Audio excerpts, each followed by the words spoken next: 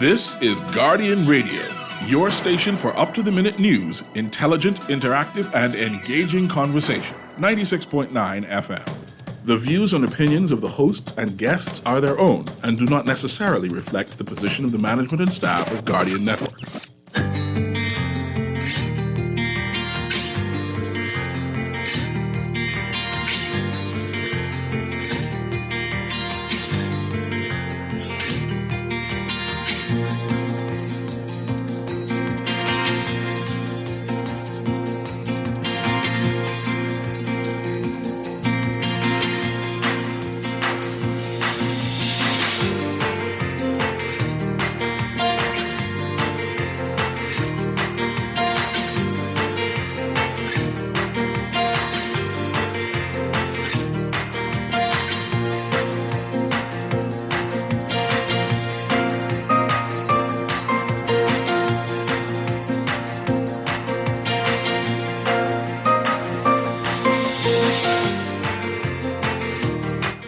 Good morning. The UN is asking the Bahamas to stop Haitian deportations, and the Bar Association is condemning the attack on the judges by Ralph Gonsalves. We'll have some interviews later on in the show. That's all straight ahead this morning. I'm Chester Robard, still filling in for Dwight Strachan, and this is Morning Blend. Wake up, it's a new day. Wake up, it's a new day. It's the start of a new way. You know that it's there. It's the start of the end of the old way. Revolution. Wake up, it's a new day. Wake up, it's a new day.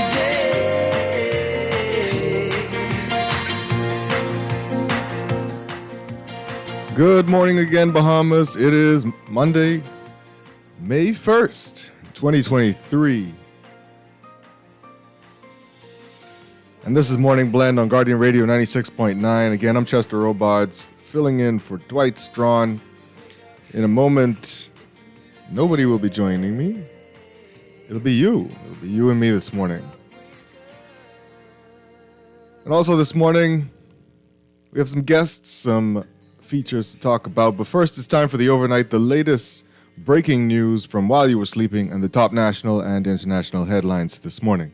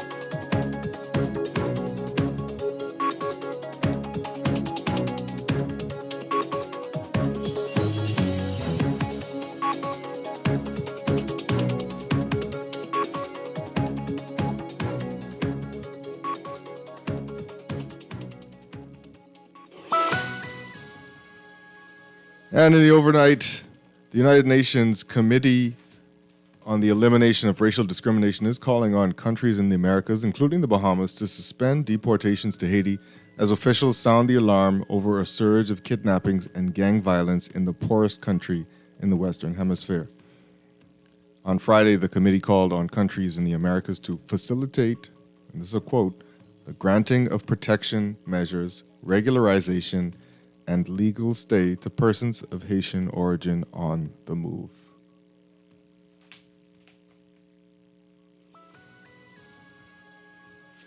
And the Bahamas Bar Association has joined the Organization of Commonwealth Caribbean bar associations in condemning criticisms of judges made recently by Prime Minister of St. Vincent and the Grenadines, Robert Gonsalves, and Prime Minister of Barbados, Mia Mottley, which the regional association termed unfortunate, disturbing, reckless, and dangerous.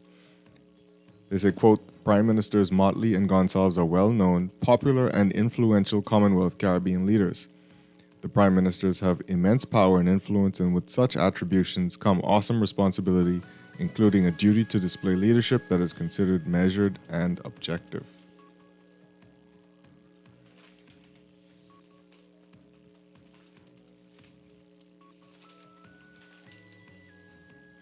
The OCCBA joins our colleagues and members of the legal profession throughout the Commonwealth Caribbean in the condemnation of these reckless and dangerous comments. Speaking recently at a CARICOM symposium on crime, Gonsalves, in comments that were widely reported, including in this publication, said there is an aspects of our judiciary, a creeping lack of awareness as to some of the problems we face. How can you give somebody who was charged with murder bail? Let's be serious. How can you do that? I saw the numbers from the Bahamas. Where those judges live? On Mars?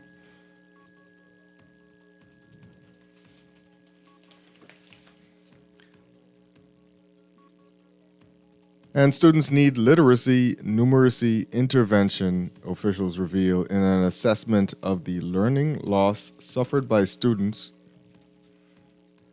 during the COVID-19 pandemic. It's revealed that a significant number of students need literacy and numeracy interventions, Acting Director of Education Dominique McCartney-Russell said. The assessment of public school systems from pre-primary to grade 12 in 149 schools conducted by Renaissance Learning Incorporated, a United States-based company, is still ongoing, she said during a Ministry of Education town hall meeting last Thursday.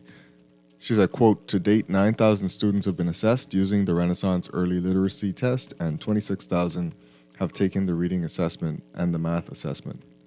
Due to connectivity issues and limited devices, some of our schools are still conducting the first round of testing.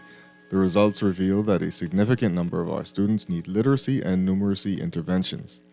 Renaissance has provided individual, small group, and whole class strategies and lesson plans to assist in the remediation of knowledge and skills gaps.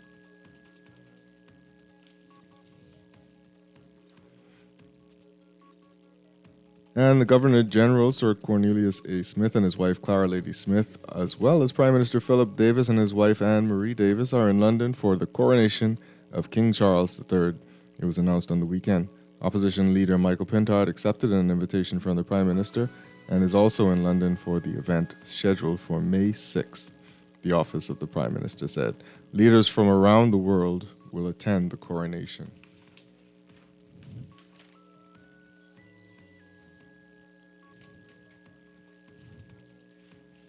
Let's take a look at international headlines.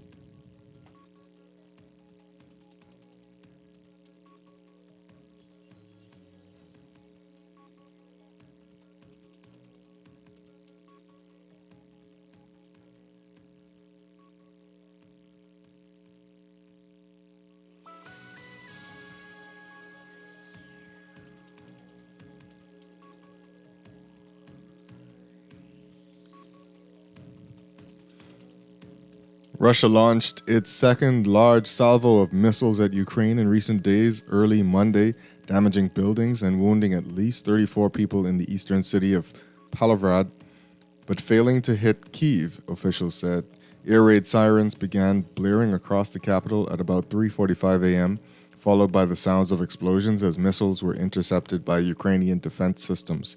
18 cruise missiles were fired in total from the Murmansk region and the Caspian region, and 15 of them were intercepted, said Ukrainian Armed Forces Commander-in-Chief Valery Zusnaye. The head of Kyiv's city administration, Serhiy Popko, said all missiles fired at the city were shot down, as well as some drones. He didn't provide further details, but said more information would be available later. The attack follows Friday's launch of more than 20 cruise missiles and 2 explosive drones at Ukraine, which was the first to target Kyiv in nearly 2 months.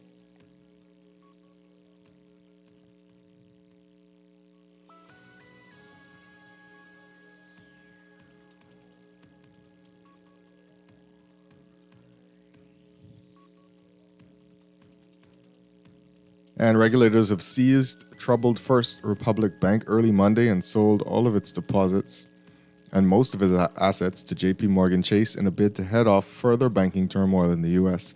San Francisco-based First Republic is the third mid-sized bank to fail in 2 months. It is the second biggest bank failure in U.S. history, behind only Washington Mutual, which collapsed at the height of the 2008 financial crisis and was taken over by JP Morgan. First Republic has struggled since the March collapse of Silicon Valley Bank and Signature Bank, and investors and depositors have grown increasingly worried it might not survive because of its high amount of unsecured deposits and exposure to low interest rate loans. The Federal Deposit Insurance Company said early Monday that the First Republic Bank's 84 branches in 8 states will reopen as branches of JP Morgan Chase Bank, and depositors will have full access to all of their deposits. Regulators worked through the weekend to find a way forward before U.S. stock markets opened. Markets in many parts of the world were closed for May 1st holidays Monday. The 2 markets in Asia that were open in Tokyo and Sydney rose. Now let's turn to a look at sports.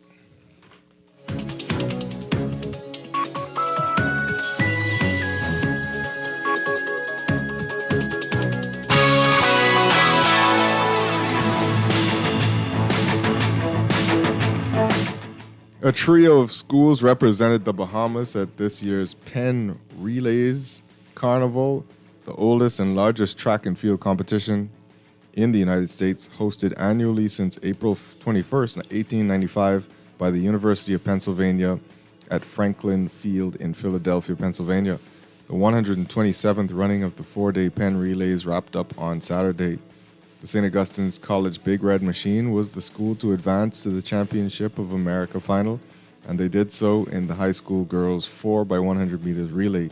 The team of Amari Pratt, Naya Wright, Darvanique Dean, and Cheyenne Demerit, in that order, clocked 46.61 seconds to finish 5th in the final, improving on the time of 46.80 seconds the same quarter ran in the heats to qualify 4th. Hydel High out of Jamaica, featuring world junior leader and Carifta champion Alana Reed, took the gold in the final, running 44.96 seconds. Bullis School out of Potomac, Maryland, finished second in the final in 45.59 seconds, and St. Jago High out of Jamaica won the bronze in 45.98. McDonough School out of Owing Mills, Maryland, held off Sac for 4th, finishing in 46.57 seconds. The Queens College Comets also took part in the high school girls 4x100 relay and won their heat in 48.32 seconds. The team of Rashay Pantry, Nia Richards, Kalia Davis, and Jemiah Nabi, in that order, placed 17th overall out of the heats. They competed in the high school girls 4x100 meters international and improved on their time, placing 4th in that relay at 47.61 seconds. A total of 550 schools competed in the high school girls 4x100 meters relay.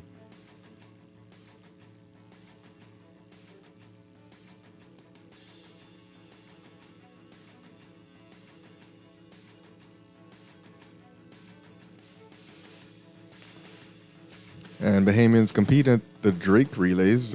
Not only were Bahamians in action at Penn Relays, but the Drake Relays as well. The 113th edition of the Drake Relays took place at Drake Stadium in Des Moines, Iowa this past weekend.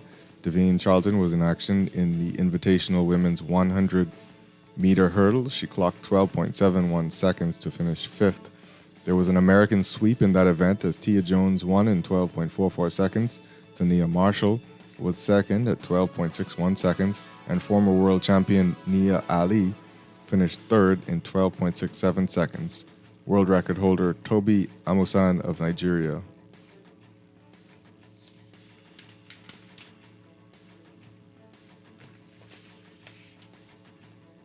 Edged Charlton for 4th, finishing in 12.69 seconds.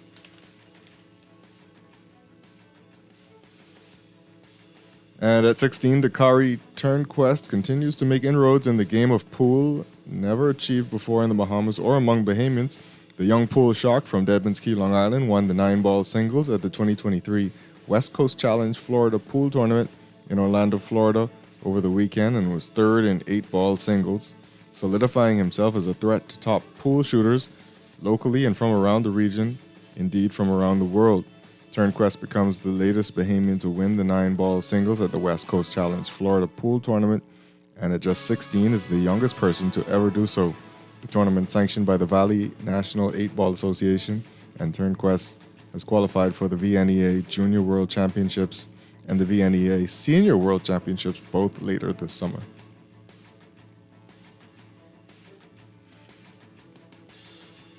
And in sports overseas, the Miami Heat take 1-0 lead into Game 2 against the Knicks.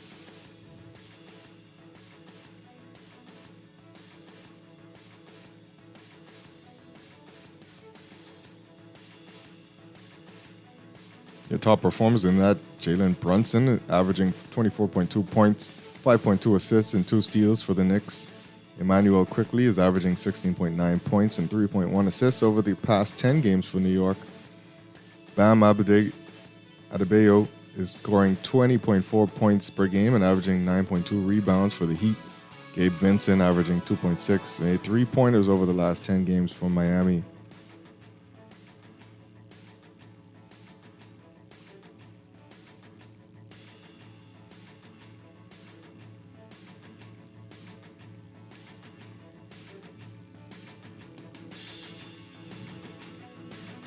And with this big game swagger on display for the world and that signature mouthpiece dangling from a celebrity grin, Stephen Curry drove fearlessly to the basket with jaw-dropping acrobatics all afternoon. He fired with precision from way back in Game 7 extravaganza for the ages. He even playfully pretended to push the button and light the beam, Sacramento style. Curry scored a playoff career-high 50 points in the most prolific Game 7 performance ever, and answered time and again to will the Warriors on their quest for a repeat, sending Golden State into the Western Conference semifinals with a 120-100 win against the Sacramento Kings in Sunday's winner-take-all Game 7. Curry led a memorable comeback in the series too, perhaps improbable even for the defending champions when they got down 2-0 and given their road woes all season. That's your look at the overnight and your look at sports. Your first look at weather is up next.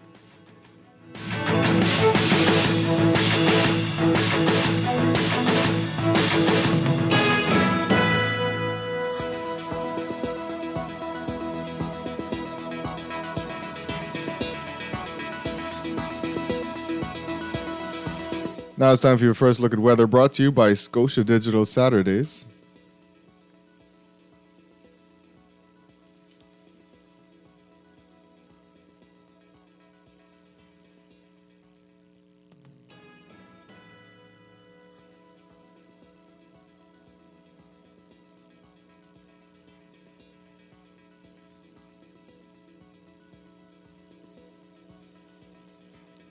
Your general situation, a cold front in the vicinity of the central Bahamas will continue to move southeastwards while weakening through tonight in a weak high pressure building in its wake.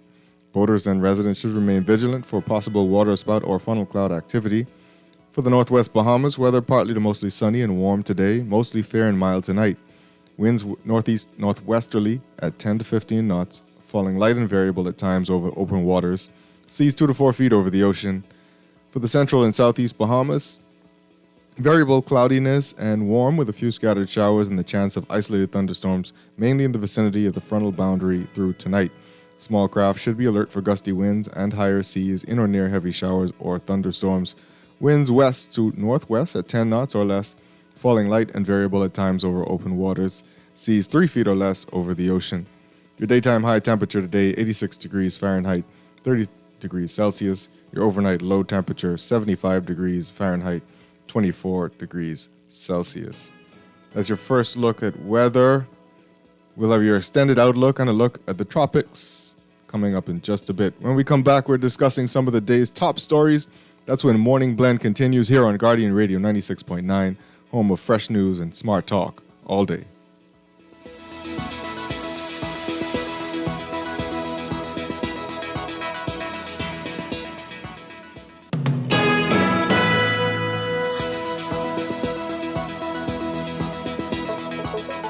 Tired of banks forcing you to use technology to bank the way they want you to? Your convenience is important. So no matter what your banking needs, Commonwealth Bank's friendly staff are always available in branch for that personal one-on-one service. But when you choose technology, our online and mobile banking app offers you state-of-the-art functionality. The choice is yours. Commonwealth Bank. Bank the way you want. At Doctor's Hospital, our lamp just got brighter. The Loyalty Advantage membership program now has 3 unique plans to choose from. From Lamp Prepaid with free prime care visits and service line discounts, Lamp Insured with copay waivers and 0 upfront collections at the ER and inpatient services, or our new Lamp Access, a free plan that offers 10% off labs, pharmacy, and imaging. Lamp has a plan for everyone. To sign up, visit our website or give us a call. Doctor's Hospital, trusted and best care now. Screws and Fasteners World, Balfour Avenue and Palm Beach Street, has those hard-to-find fasteners for you right now. You can find stainless steel regular hex, carriage bolts, galvanized bolts, threaded rods, nails, self-tap screws, sex bolts, anchor bolts, turnbuckles, masonry tools, hand tools, and weed whacker strings. Check out the rope selection and car body fasteners too. Special orders are welcome. It's your #1 fastener store. Screws and Fasteners World, Balfour Avenue and Palm Beach Streets. Call 326-1976. When faced with an illness like cancer, we band together, and we at Cleveland Clinic in Florida have your back. From advanced cancer treatments to extra safety measures at all of our locations, we're with you on this journey for every infusion and follow-up, for every step of the way, for every care in the world. Cleveland Clinic in Florida. Get the care you need when and where you need it. To learn more or connect with a local representative, visit clevelandclinic.org/Caribbean.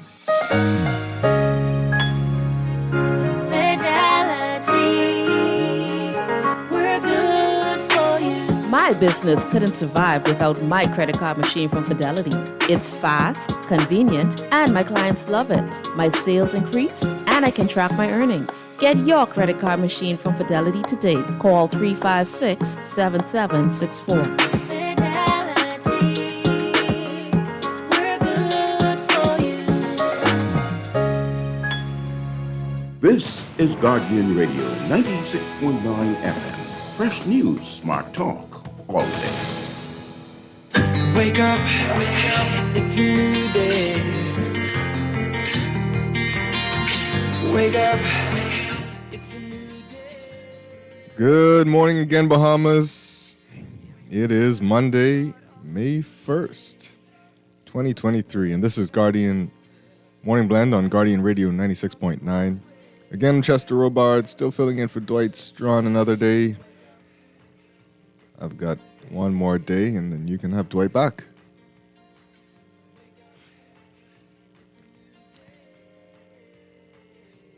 But first, it is time for the overnight. Nope, that's not right. I need to wake up. We are streaming live on www.guardiantalkradio.com and the Guardian Radio app for your smart devices, and on your televisions on Cable Bahamas, channel 969, or BTC Flow, channel 612. Guardian Radio is all over social media. We're on Facebook, Twitter, and Instagram. Join our conversation today. Tweet us at Morning Blend 969 or follow the hashtag Morning Blend. Be sure to like our Facebook page, facebook.com/Morning Blend 969. Leave your comments and read what others are saying about the topics on this show. You can email us at morningblend@nascar.com. Text us on the Guardian Radio text line powered by BTC. Text us at 422-4796. That's 422-4796. You can call us 323-6232, 325-4316, 325-4259, and 242-300-5720. That's 242-300-5720. That's our toll-free line for the Family Islands.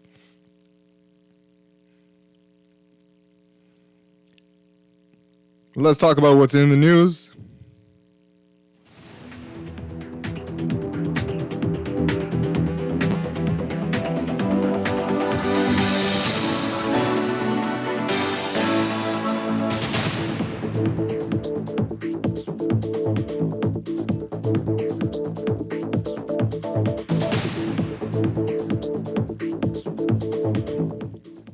In the news, this student literacy numeracy intervention data is interesting.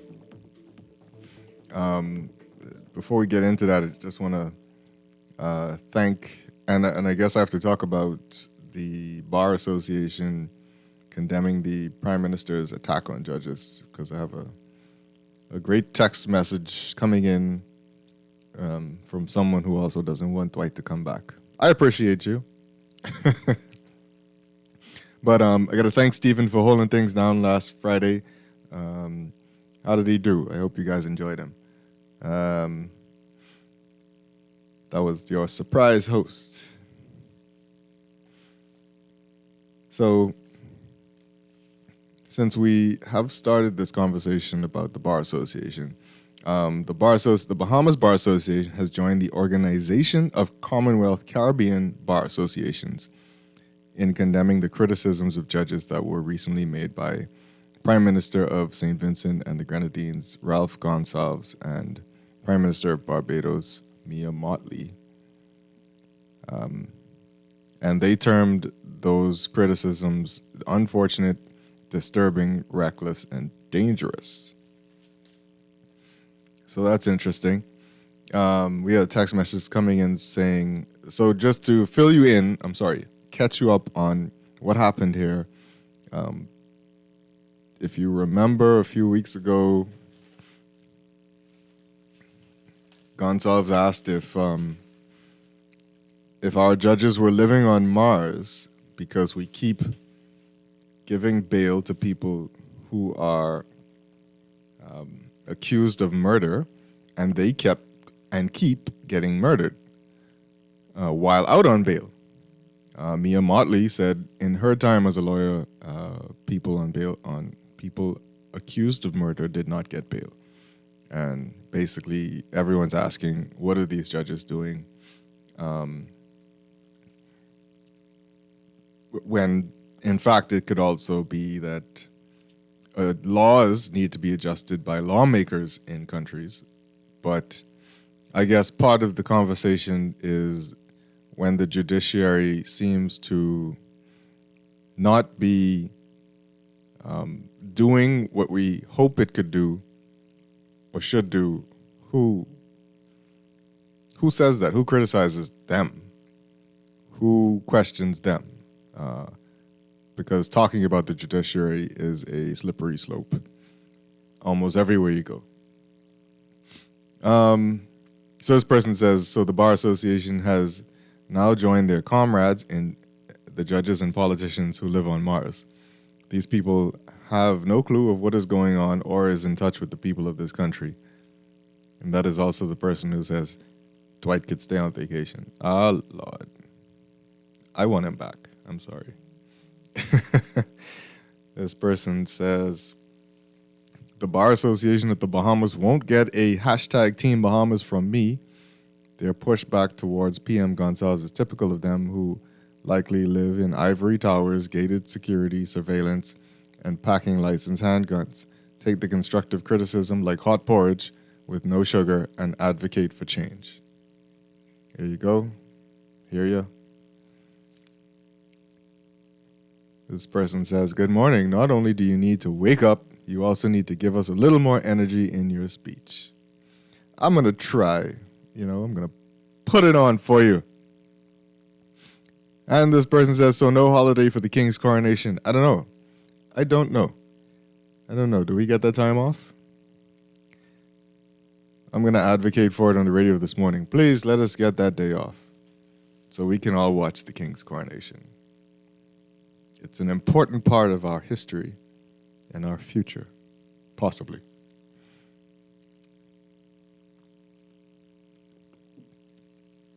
We got a call coming in. Let's take this call. Good morning, caller. Welcome to Morning Blend. Hey, morning, Chester. Hey, good morning. Yeah, Chester, I too agree with the texter, right? Why we are so quick to deny the obvious, right? Something is seriously wrong with putting persons on. It's been proven, right? Putting murderers back on the street, it causes more murders on the street, right?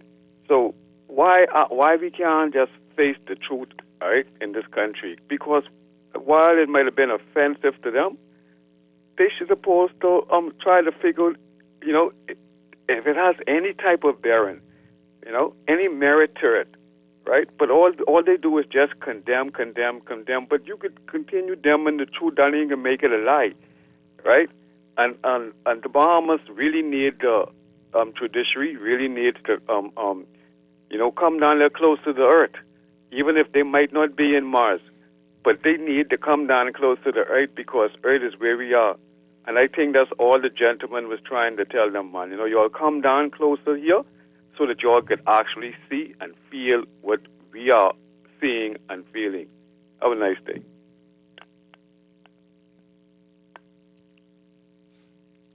All right, thank you. Appreciate that, caller. Have a nice day, Jeff. You too, man. Have a nice day. Yeah, and I think that was it, right? Nobody knows how to. I don't even know if criticize is the right word. How a society can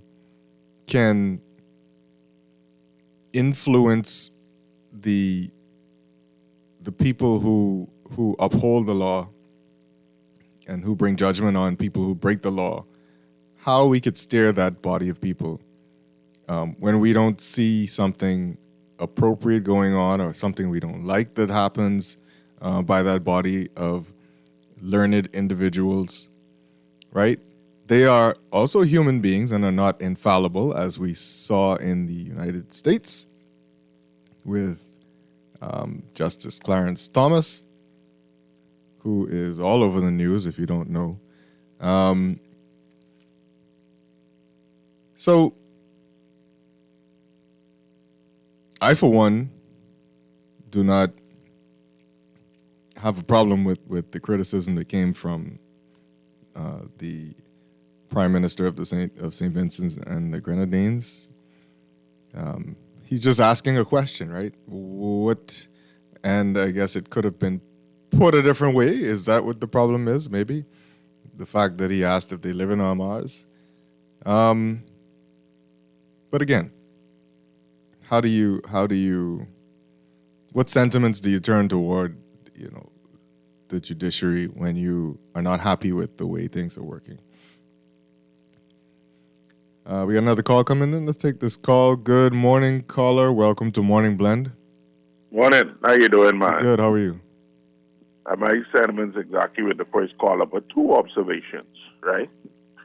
These men are supposed to be this their pairs that they're hiking in with, presidents and prime ministers and other judges and stuff like that. So they basically in their set, right? Mm-hmm. But my first question to you, Stephen, who put the stats out there? Who put our crime stats out there? Oh, during the thing, the commissioner? I could barely hear you. No, I said I think the commissioner did during that meeting. The crime stats came from us, right? Right. And we put it out there for the world to see, right? Right. Second of all, they condemning that prime minister. He didn't specifically say they live on Mars, All he did was he asked a question. Right. Where do they live on Mars? That is the question. He ain't point no fingers at them. And these men are supposed to be brilliant men who had been to school, and they're attacking him because he asked a question. Anybody could ask a question. Yep. And that's just basically the two observations I have. We put the stats out there, and the man asked a question, man. Thanks for taking my call. Thank you. Appreciate that. Yeah, I mean, so what is the correct question? The correct question probably doesn't need to be asked anymore because we have our Minister of National Security, Wayne Monroe, who's saying time and again nowadays that things need to change when it comes to bail for people accused of murder. So, the question is, when is that going to, the changes that he's talking about, when are those going to be made? When are we going to convince somebody to fix the system so that these young men stop getting killed on the street with ankle bracelets on, awaiting time for trial for murder.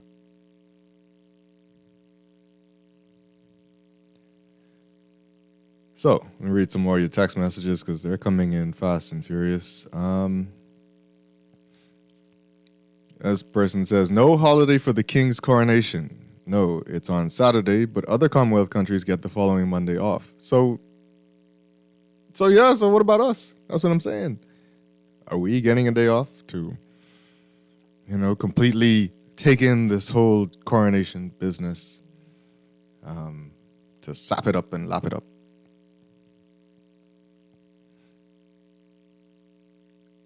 This person says, good morning. Who at the Guardian is responsible for uploading the recordings of the talk shows? Which department? The department has heard you, whichever department it is. So, yeah. Also want to look at this story about student literacy because we talk about the problems in our country, some of which that lead to these people being murderous individuals, and that is education. And the assessment of learning loss that was suffered by students across the Bahamas during COVID-19 has revealed that, and to be honest, it's not revealed anything we didn't know, but revealed that a number of students need literacy and numeracy interventions. So what that says basically is they can't read and they can't count and add and subtract and multiply and divide. I don't think that's something we didn't know. But let me just read some more of that story. It says, the assessment of public schools students from pre-primary to grade 12 in 149 schools was conducted by Renaissance Learning Incorporated, a United States-based company, and it is still ongoing. And during a Ministry of Education town hall meeting, we found that out, and we found out that 9,000 students have been assessed already, and 26,000 have taken a reading assessment and math assessment.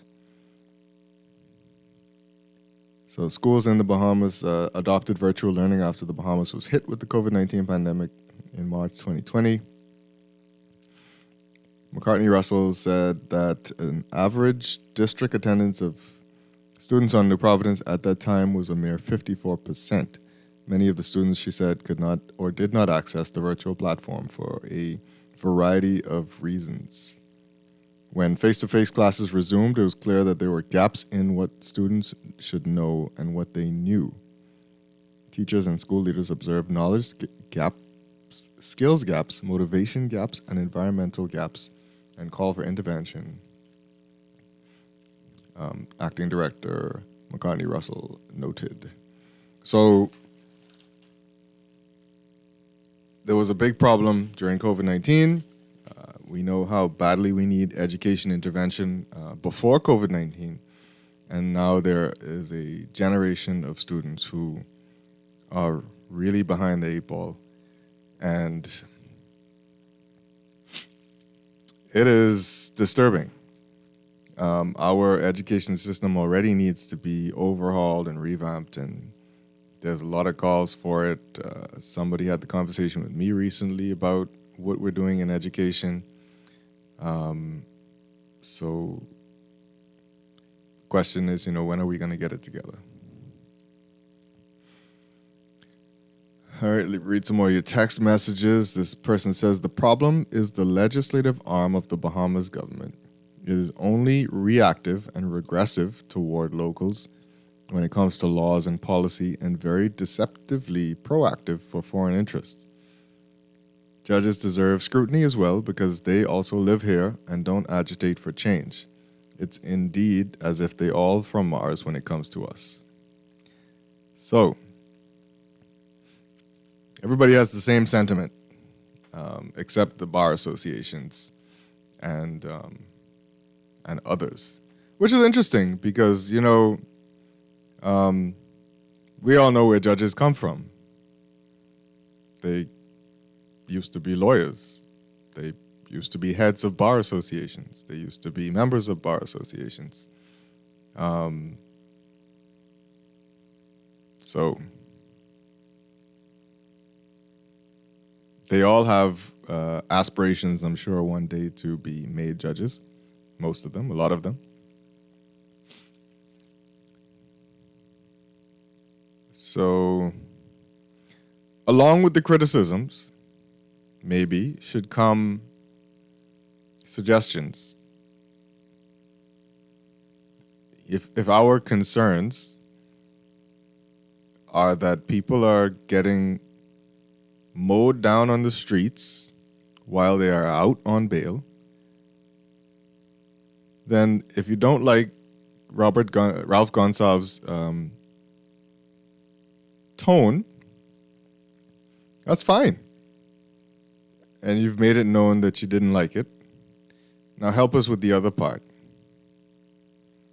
And I think that's what everybody's asking for who's still in agreement that some people might be from Mars. Help us with the other part. The part that is worrying people, the part that is seeing people get killed. So that's what the cry is now. This person says, as a teacher, gaps were always there, so I salute the ministry bringing Renaissance diagnostics.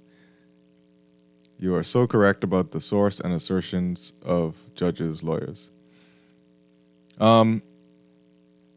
So what happens after Renaissance diagnostics is done? That's the question. It's always we could do all of these studies and surveys. We're really good at calling for information to be compiled on things. But what happens after we compile the information?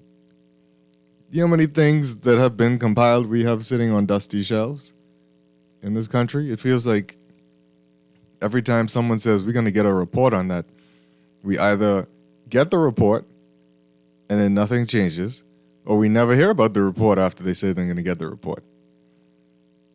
So what's going to happen? What's going to happen after Renaissance has done its work? Are they going to recommend systems to us that maybe they have their own system? That could be the end game. Anyway, that was just a little dig. But, we need help. We need a change in the way things are. We need to modernize the way we teach our students.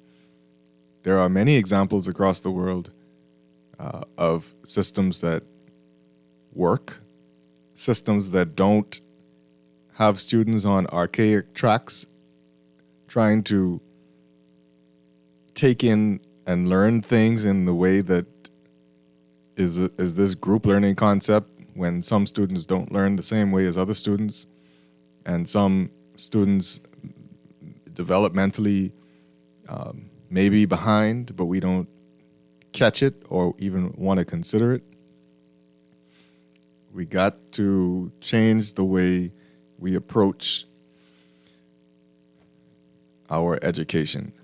So let's go to this break before we lose our time, and Morning Blend will continue on the other side.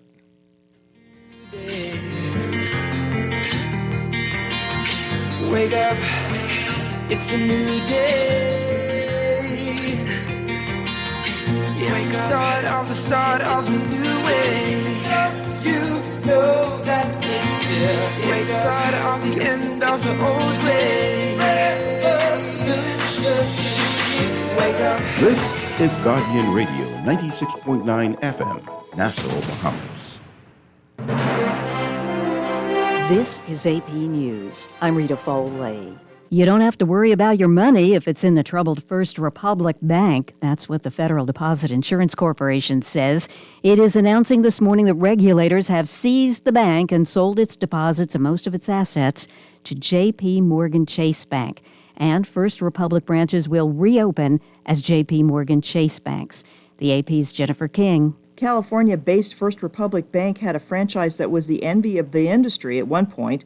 It made much of its money giving low-cost loans to the rich who rarely defaulted, but the vast majority of their deposits were above the $250,000 limit set by the FDIC. If the bank were to fail, its depositors might not get all their money back, and its fears were crystallized when depositors pulled more than $100 billion out during the crisis following the troubles of Silicon Valley and Signature Bank. The manhunt for a suspected Texas gunman who's accused of killing 5 neighbors continues as the community honors the victims.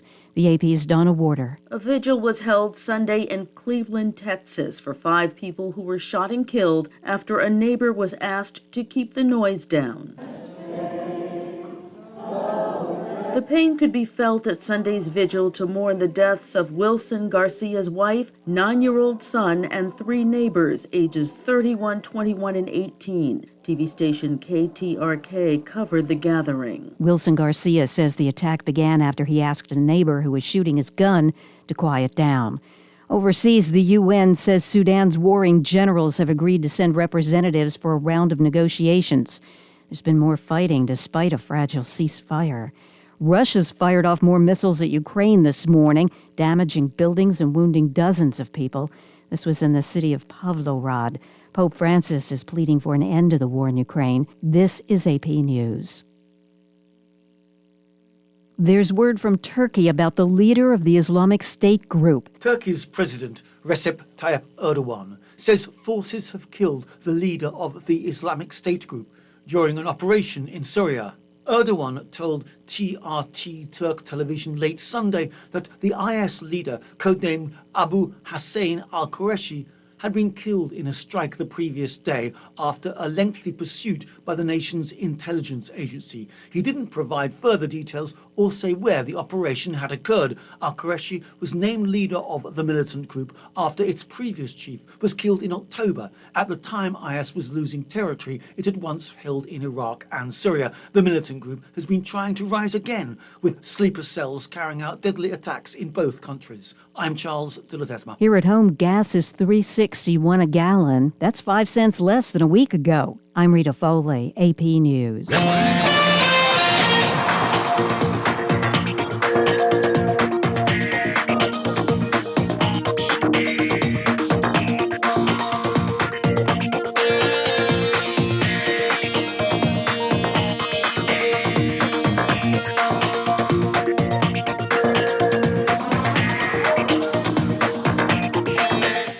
And it's time for your Morning Blend Traffic Alert, brought to you by RBC. Discover mortgage ideas shaped around you.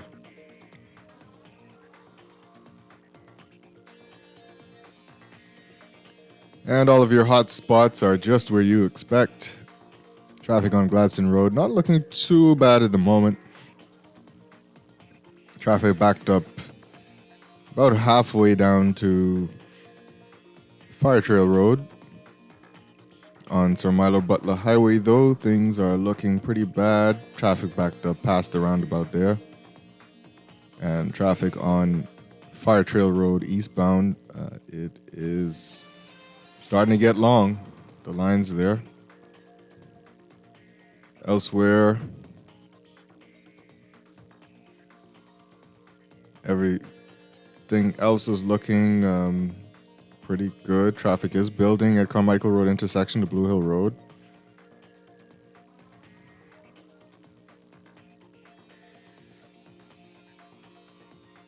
Traffic building on Prince Charles now at the intersection of Beatrice Avenue in the westbound lane. And definitely very trafficy there on Prince Charles and Fox Hill Road if you're heading into town. Traffic on Eastern Road built up pretty substantially near the Fox Hill Road junction. Traffic backed up all the way to San Souci already. Those are your hot spots for the moment. We'll have another look at traffic later on the show. That's your Morning Blend traffic alert brought to you by RBC.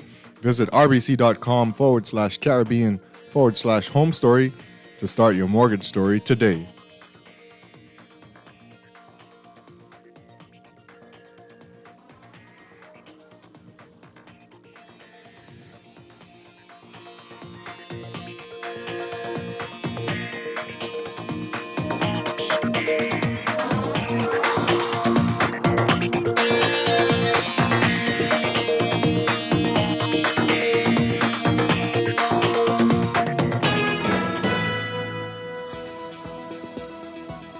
And at 7:50, it's time for your Morning Blend weather check, your general situation.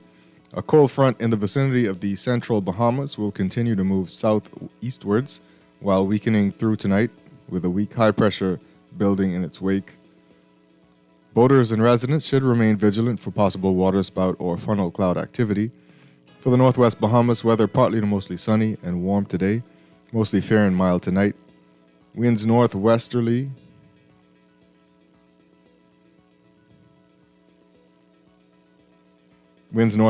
at 10 to 15 knots, falling light and variable at times over open waters.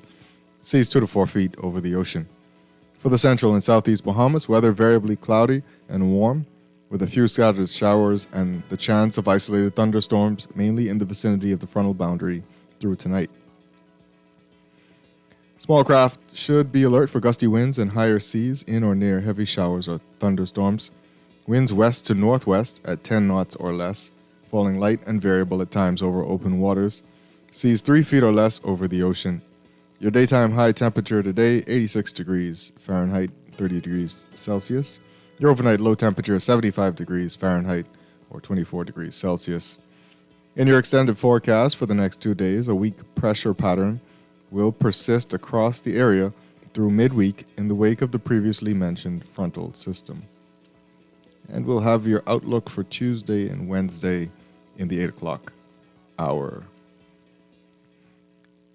That's your weather check. We'll be back with more Morning Blend after these messages here on Guardian Radio 96.9.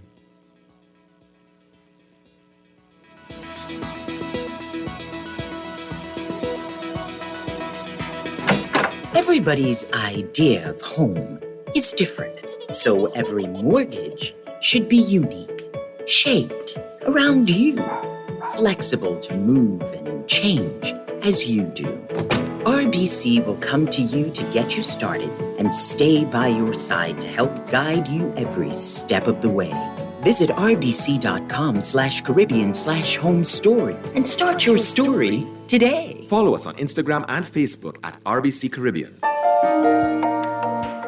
At Wendy's, we are different. We don't just use beef. It's fresh, never frozen. Our burgers are square because we never cut corners. Served hot off the grill with fresh lettuce, tomatoes, onions, and American cheese. We believe in fast food done right. Always serving fresh, never frozen beef. Order a hot, juicy Dave single, double, or triple. Made with fresh, never frozen beef. Now only at Wendy's. Different inside and out. Total Auto Care on Howard Road offers fast, quality auto maintenance at the very best prices. Tune-ups, oil changes, brakes, suspension, wheel alignments, radiators, water pump replacements, and more. Need quality brand name tires for your vehicle? Tires that'll stand up to these roads? No worries. We supply Michelin, BF Goodrich, Bridgestone, Pirelli, and Toyo.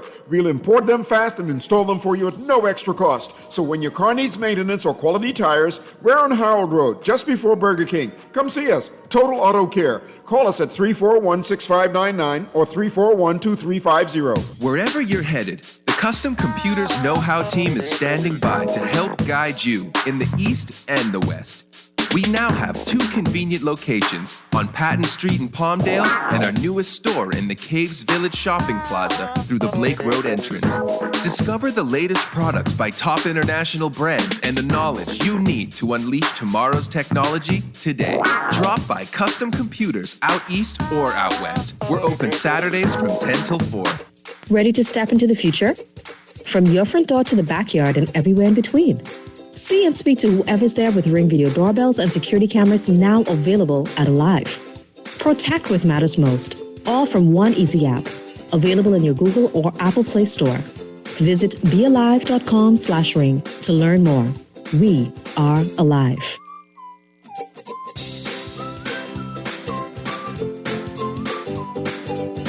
People, what you thinking? We want something different. People, what you wanting? We want local government. I can tell them no more slunking. We want to see it function. I can tell them no more joking. I forgot. Going down Blue Hill Road, going down Village Road, going down Nassau Road. We want local government. We want local government. It's the road. We want local government. Shed a load. We want local government. We got call for local government. Sign the petition and find out more information at risebahamas.net. This is Guardian Radio 96.9 FM. Fresh news, smart talk, all day. Wake up, it's a new day. Wake up, it's a new day. It's the start of a new way. You know that Good morning. Welcome back to Morning Blend on Guardian Radio 96.9. I'm Chester Robards. Talking about the Bar Association joining the Commonwealth Caribbean Bar Association in criticizing those who have criticized judges in the Bahamas for letting individuals out on bail who have been accused of murder and who, unfortunately, a lot of whom end up dead themselves.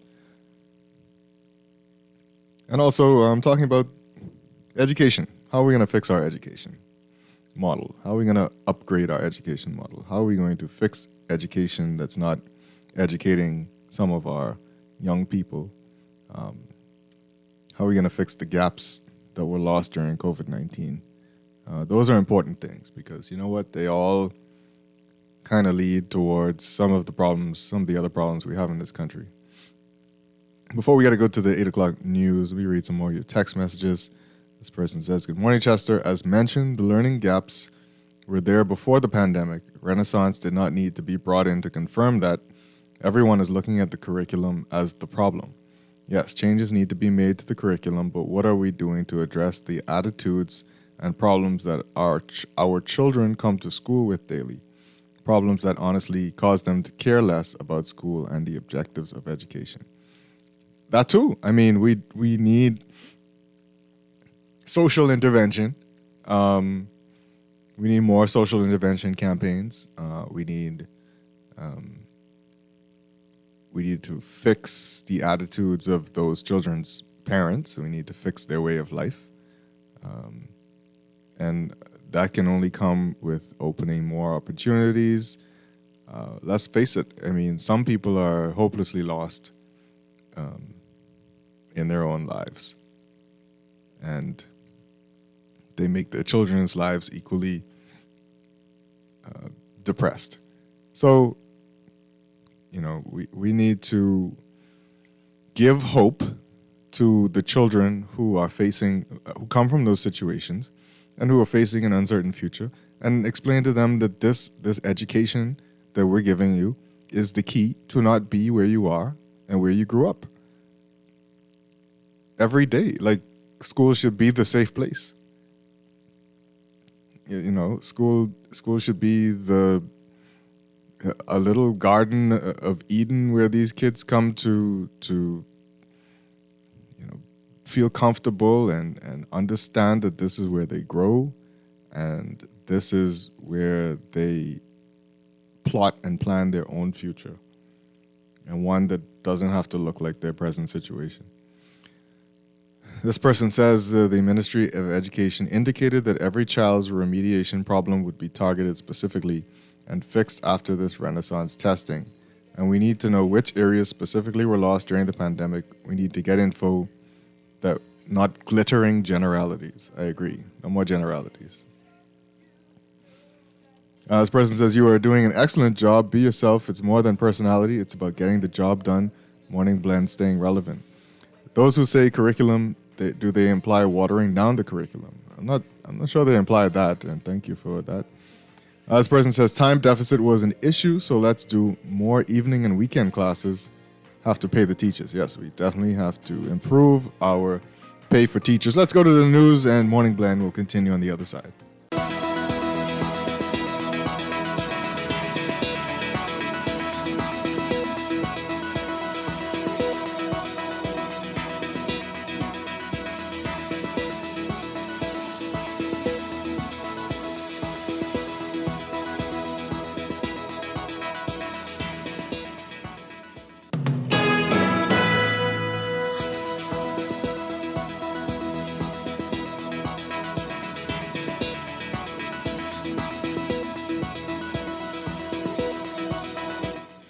And now at 8:19, it's time for your final look at this morning's weather, brought to you by Bahamas First Insurance.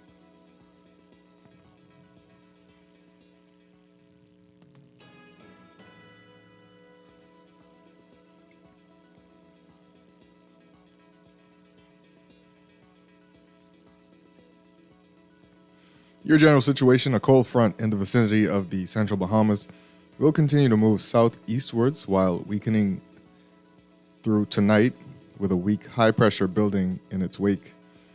For boaters and residents, you should remain vigilant for possible waterspout or funnel cloud activity. In the northwest Bahamas, weather partly to mostly sunny and warm today, mostly fair and mild tonight.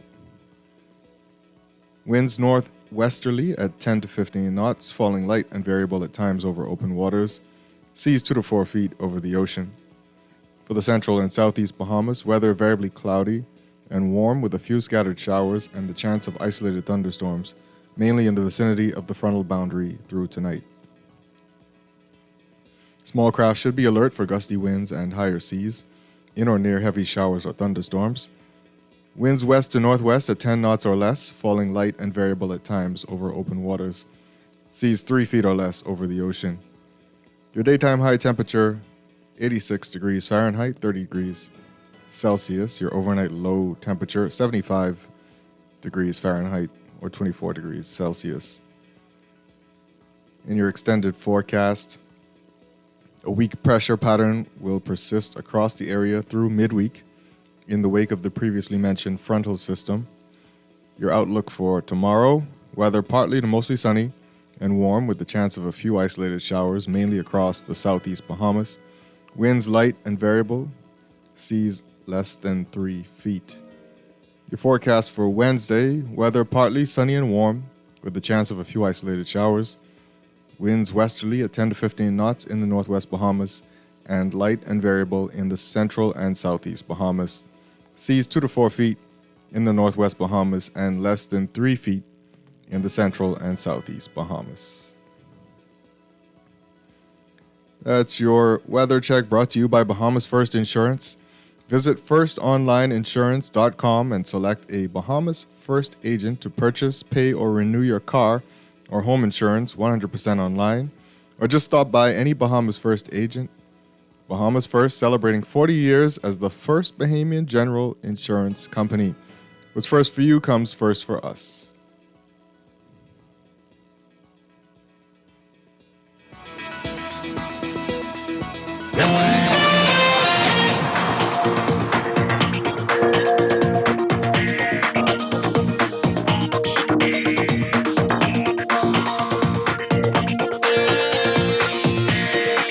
And it's time again for your Morning Blend Traffic Alert, brought to you by RBC. Discover mortgage ideas shaped around you. We're getting a texter alert telling people to stay away from the Paradise Island Bridge or to leave early because traffic is very much backed up in that area.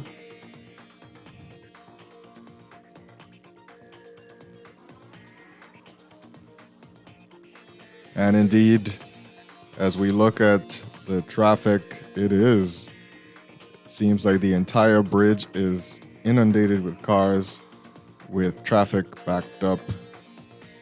Now, close to Victoria Avenue,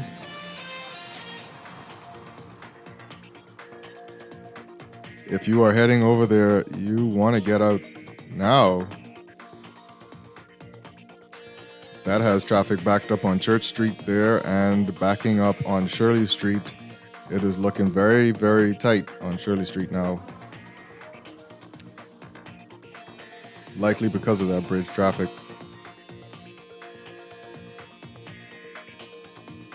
Traffic on Shirley Street now backed up all the way from Church Street, where you access the bridge, all the way past Fox Hill Road. It's pretty rough on Shirley Street this morning. So if you can, and you use Shirley Street typically, you want to take another route.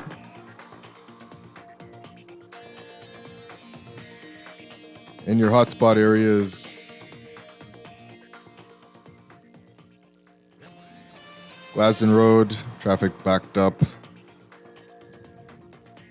Very close to Aquinas, not quite there yet, but it's slow going just in front of Aquinas. On Fire Trail Road, traffic backed up almost to Gladstone Road.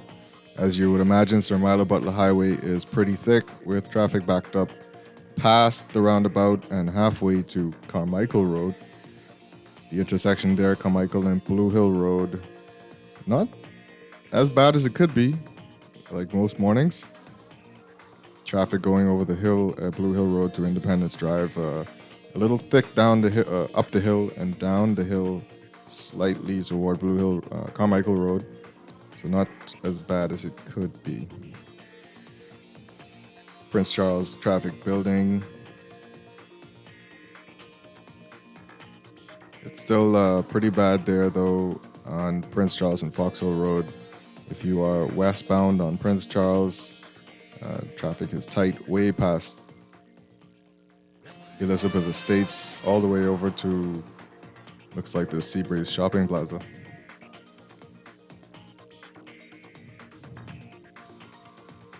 Soldier Road not looking so bad this morning. Hope they got those traffic woes in order that were pretty bad last week. Those are your hot spots. Again, if you are traveling on Shirley Street or trying to get over the Paradise Island Bridge, there is a ton of traffic.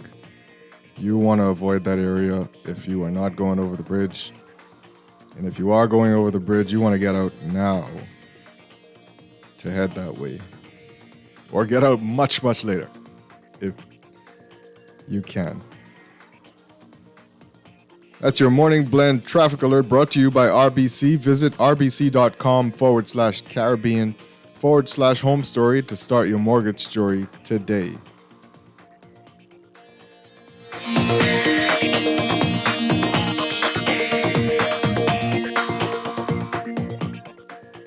When faced with an illness like cancer, we band together, and we at Cleveland Clinic in Florida have your back. From advanced cancer treatments to extra safety measures at all of our locations, we're with you on this journey.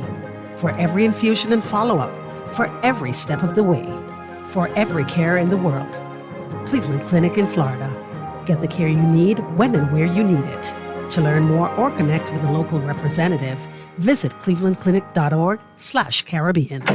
Everybody's idea of home is different, so every mortgage should be unique, shaped around you, flexible to move and change as you do. RBC will come to you to get you started and stay by your side to help guide you every step of the way. Visit rbc.com/Caribbean/home story and start your story today. Follow us on Instagram and Facebook at RBC Caribbean. Ready to save? You can put $100 into the CFAL Savings Express Plan and make sure your money keeps growing. Earn interest on your savings while you're sleeping, eating, or standing in line at the bank. Ready to invest? Start by putting $1,000 into our mutual funds and earn interest there too. Because at CFAL, your interest is our interest. Visit CFAL.com to start now. CFAL, growing wealth for future generations of Bahamians. People, what you thinking? We want something different. People, what you wanting? We want local government. I can tell them no more slunking. We want see it function. I can tell them no more joke. I forgot. Going down Village Road, going down Nassau Road. We want local government. We want local government. Pick the road. We want local government. Share the love. We want local government. We got call for local government. Sign the petition and find out more information at risebahamas.net.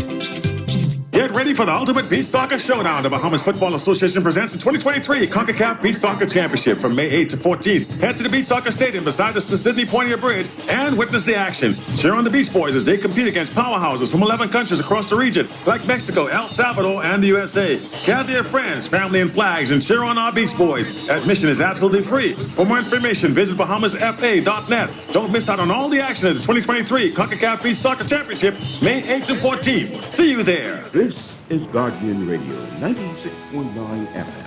Fresh news, smart talk, all day.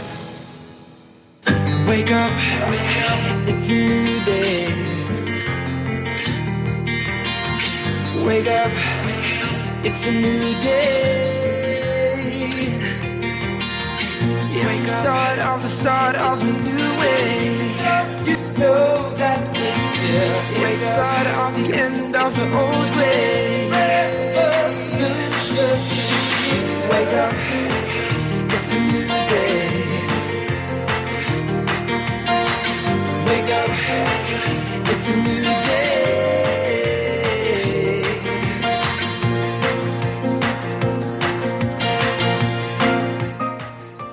And we're back here with Morning Blend on Guardian Radio 96.9.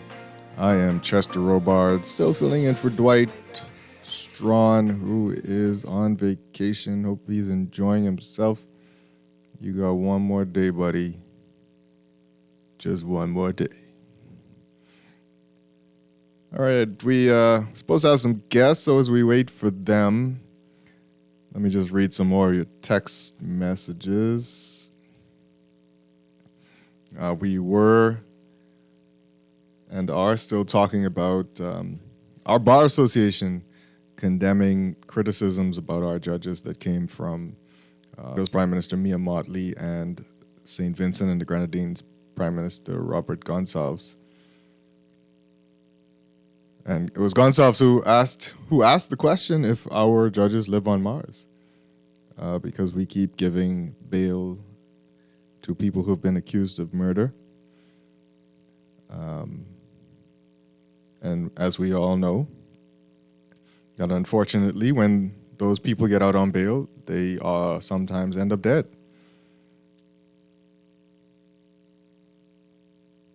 So these prime ministers are asking, what's happening? What are we doing? Why do we continue to release people only to watch them be killed? And the question is, what more can we do for those people, right? So what's the solution? So now that the Bar Association has condemned the criticisms made by Mia Mottley and Robert Gonsalves, what's the next steps, Bar Association? And we're talking about education. So we have realized for a number of years now, a lot, even before COVID-19, that we have a problem with literacy, and as this assessment points out, numeracy in the country. So we are trying to assess where our students are since COVID-19. As we know, a lot of them did not show up for virtual learning. And we are facing a generation of children who are way behind in their education.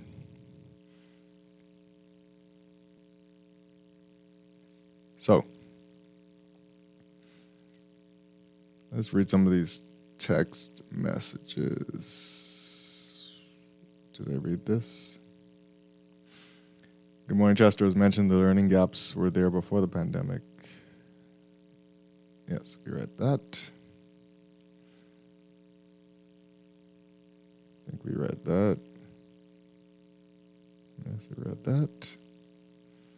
This person said, great show as usual, Chester. You ever see some of these people who these women be dating? Pure garbage juice. Then they have kids for these guys. Then the government have to deal with their problems. Chester, I want to be specific with what I'm saying so bad. I think everybody knows what you're saying. There's a social problem in this country that we have yet to tackle. We have not found the key to fixing social issues we have in this country. And there are things that have added to the social issues. We have immigration issues that have probably added to the social issues. We have people who move into communities, and we got a lot of communities, poorer communities that are jam-packed with people. And I think part of that is related to our immigration problem,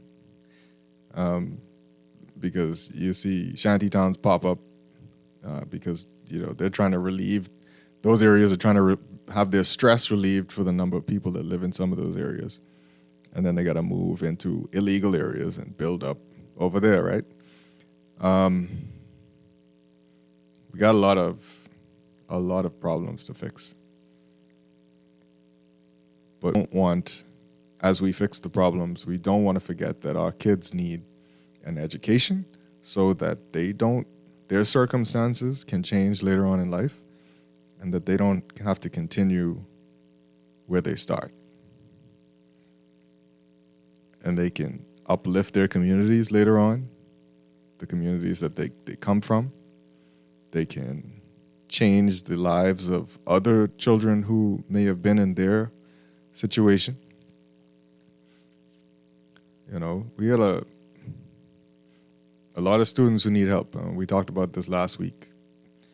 We talked about reaching out to kids who are at risk.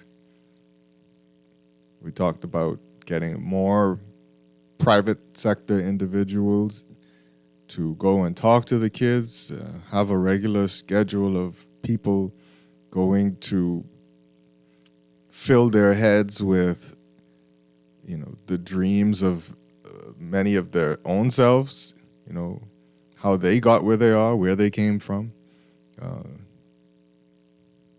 Reach back. If you were in that situation when you were young, reach back. If you grew up in those areas, go back and talk to them and say, look, this is where I came from, but this does not have to be your future. You do not have to remain in this situation. You don't have to be angry for the rest of your life. You don't have to lash out for the rest of your life. You don't have to join this gang. You don't have to pick up these drugs. You don't have to pick up these guns. You can have a decent life, but it starts with education. And education is not just what we see in our school curriculum right now, right? It can take different shapes and forms. And we see lots of schools in this country who have changed the way that they educate students. And those students are becoming very successful. Yes, those schools are very, very, very expensive. But the model is there, and that could be tuned and fine-tuned to work for public school systems.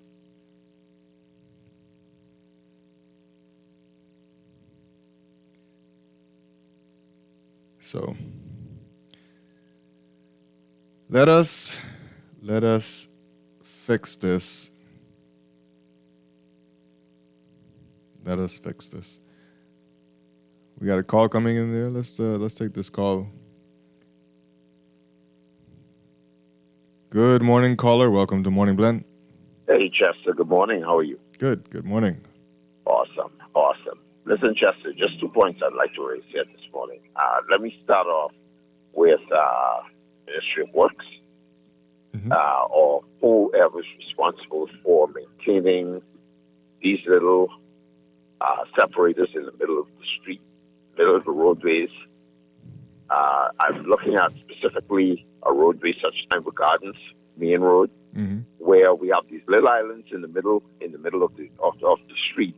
Late at night, there's no reflectors, there's nothing on these things. It is very dangerous for people traversing these corners. They don't know, these roadways, they don't know where these little islands are in the middle of the road, and quite possibly could run right upon them, trying to avoid someone else doing some nonsense or stuff. And I would urge them, please, to put signs up. And I know that there was some directional signs, like the little arrow showing you where the island was and where the island is, to divert to the left to avoid it. All those signs have been knocked down for some reason and never replaced. There's no reflectors or nothing. They need to really do a much better job than what they're doing now. Okay. My last point here is in terms of the Gonzalez, Honorable Gonzalez, given his analysis of our judiciary. I see nothing wrong with him doing it. He is on the outside looking in, giving critical analysis of what's going on. And we as a people, we tend to take on many other, considerations and stuff from around the world, from other leaders and everything. Why is it that our people seem as if they are untouchable? Like, you can't address anything concerning these areas, and it really goes to show you, where our maturity in terms of growing our country, trying to make it better. Let the people from the outside critique us. Don't we do it with other countries? Yeah. There's nothing wrong with it. Thanks for taking my call this morning. Thank you. I appreciate it. We don't do a lot of it in our own country, so I guess that's part of the reason we're leaning on other people. So let's take this call. Good morning, caller. Welcome to Morning Blend. Godly days, Strachan, always along with you, Chester. Good morning. We need justice, law, and order in this country, the Bahamas. First, I appreciate listening to you, man. You know what I'm saying? You are stern and you get understanding and you are intelligent. Thank you. Okay, and you look over things before you elaborate on them, and that I also appreciate. But what I want to say, right? Also, I want to say, just in case I don't bid you goodbye on tomorrow, like I said, I appreciate listening to you. Thank you. And enjoy whatsoever road you tread after. Thank you.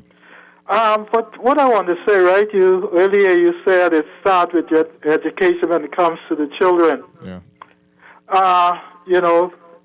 Very. I would say, right? I appreciate what you have said, right? But it starts with manners. Okay? When children have manners, people would do anything for them. Okay? But if children doesn't have manners, ain't nobody into them. Yeah. Okay? And it's a material of what they are going through, what their parents are going through. People don't like bother with no manners children. You see? And let me show you something. I was teaching, voluntary for years. Okay, I just stopped after the pandemic started, right? I got thrown out there in which I've taught lawyer, police, nurse, doctor, and I would meet them. They would meet me, right? And they would say to me, Brother Brayman, you remember me? I'm so-and-so. And I said, no, I don't remember you. And they would tell me who were their parents and stuff like that and what they are doing. It makes me proud. But I'm not saying that I didn't have some no-manners children, right? But I would let the superintendent deal with the no-manners children because people doesn't want to deal with no-manners children. And also no-manners children are dangerous. Okay? So it's fine wants to give them education, but their parents, or the guardian need to teach them manners, because they're going into the world and they're going to meet a lot of people, you know what I'm saying? Yeah. People that wants to do good for them, you know, but people don't like dealing with no manners children. Thank you for your time. Thank you. Appreciate that. All right, let's take this other call. Good morning, caller. Welcome to Morning Blend. Good morning. Hello. Hi. Morning, Chester. Morning. Sparky here. How you doing? Can you hear me? Yeah, we can hear you. Boy, I never heard so much what you call repetition in my life as just now. But anyway, you know, I'm the caller before Bremen. I wanted to call in so many times about those little islands that they have inside of the road. The road leading from by the police station, East Street South, going east all the way down to Charles Saunders Highway. Yeah. They have these little islands in the road. First of all, they have these little small solar lights. The solar lights, these little look like flashlights. Only they want to put one little spot in the road underneath where the light is. The roads are, especially at night, the roads are terribly lit. Then they have these islands in the road. I know the gentleman was talking about, because I ran up on one. They don't have no indications. They don't have no, the blinkers or no lights or anything around it. They're not painted. They're the same color of the road. And if somebody is not with you in the passenger seat to tell you one coming up on you, you run right up on the thing. I wonder if these people who work for the Ministry of Works, if they just ride around the same roads that we ride around day and night. Yeah. Or they ride around in helicopters. They can't be on the same roads that we ride on. The potholes, the unlit areas with these islands in the middle of the, just take a bulldozer and move them one time. And then they don't have the road striped with no line to show you whether you're on the right side of the road, and the lights are not properly lit. These little solar lights, on Tanique Darwin Highway, all these major highways, try driving them in the night. See how dark it is. Even Market Street, Blue Hill Road, and all of them, it's very dark at night. Yeah. They need to put the lights up there so people can see. Yeah. Have a good evening. Good morning. Have a Thanks, good one. Sparky. We got some more calls coming in. Let's take these calls. Good morning, caller. Welcome to Morning Blend. Hello. Hi, good morning. No, that's Chester. Yes. Good morning. You live, right? Yes. Okay, good morning to the Bahamas. Chester, you said it's your last day? No, tomorrow. Or tomorrow? Yeah. And you still be coming in on Wednesday, right? Right. I agree with them people who say you're the best, man. Yeah, boy, what? You get a nice personality, they say they ain't about personality. It is. It is. And you don't play. You was put right where right is. You speak your mind. Quickly, tell me something if you did hear anything about it. You hear anything on the Guardian radio station but the Davos fellow who was the one crying on the TV talking about the Minister of National Security, how his wife died, and how he campaigned for the Minister, not National Security, Ministry of Health, Darwell, how he campaigned for Minister Darwell, and Minister Darwell promised that he was going to be there to make sure your wife straight and everything. And he saying on the news that Darwell saying if he make any noise on the radio, he wouldn't get nothing.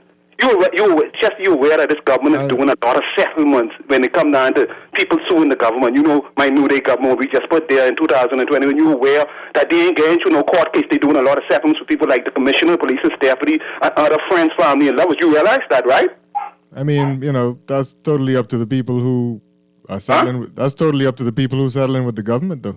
No, they said, they's the one who pushing settlement. The government ain't pushing settlement. The government agreeing with what they saying. Yeah. The government giving them what they asked for. But they saying that the financial secretary and the Ministry of Finance don't want to let us know how much they give the commissioner or give anybody because they say they can want the same thing. Now, what I want to encourage Dr. Darwell to do, since the guy campaigned for you, Dr. Darwell, and you're supposed to be a decent person, encourage him to sue the government. So before we vote your backside out of office or vote you back inside there, he will get what he's supposed to get, like the politicians and the commissioner of police and others. Chester. I hear you. You still there? I hear you, yeah. Yeah, so, I think Fred Mitchell, I hear on your news this morning, he had something to say. I said PLP, Fred Mitchell, and I don't be into you, right? And you don't be into me, right? Nothing to do with anything, right? But I want you to start telling us PLP is how to think and what to say. If we want to talk about that MP who allegedly or whatsoever, we could talk about it. You think Fred Mitchell really believe he is God, or he could tell us what to say? He think he's somebody, he insult himself Oh, you forget I used to be cussing out Celine and I need to say to you, Fred, let you go get a life, boy. And I used to PLP. Papa say that. All right, thank you. Yeah, let's take this next call. Good morning, caller. Welcome to Morning Blend.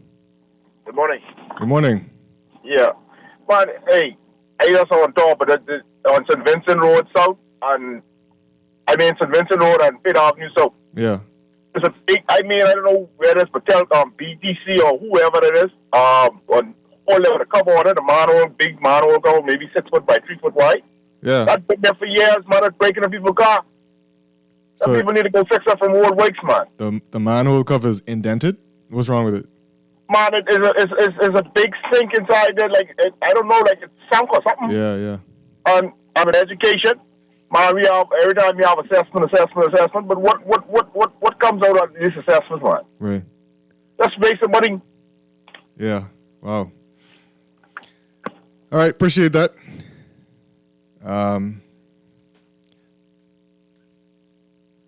Let's get through some of these other text messages. This person says, what the Bar Association is asking for everyone to keep their club rules.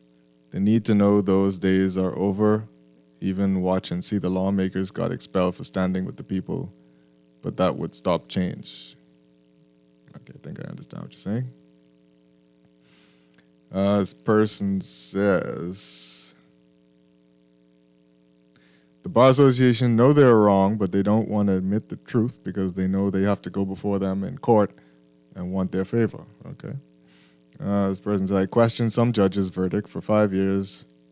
Now I call for an annual audit of judges' bank accounts.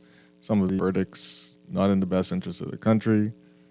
In Great America, they question their judges, even up to the Supreme Court. So our Bar Association, being naive and biased, judges do better. All right.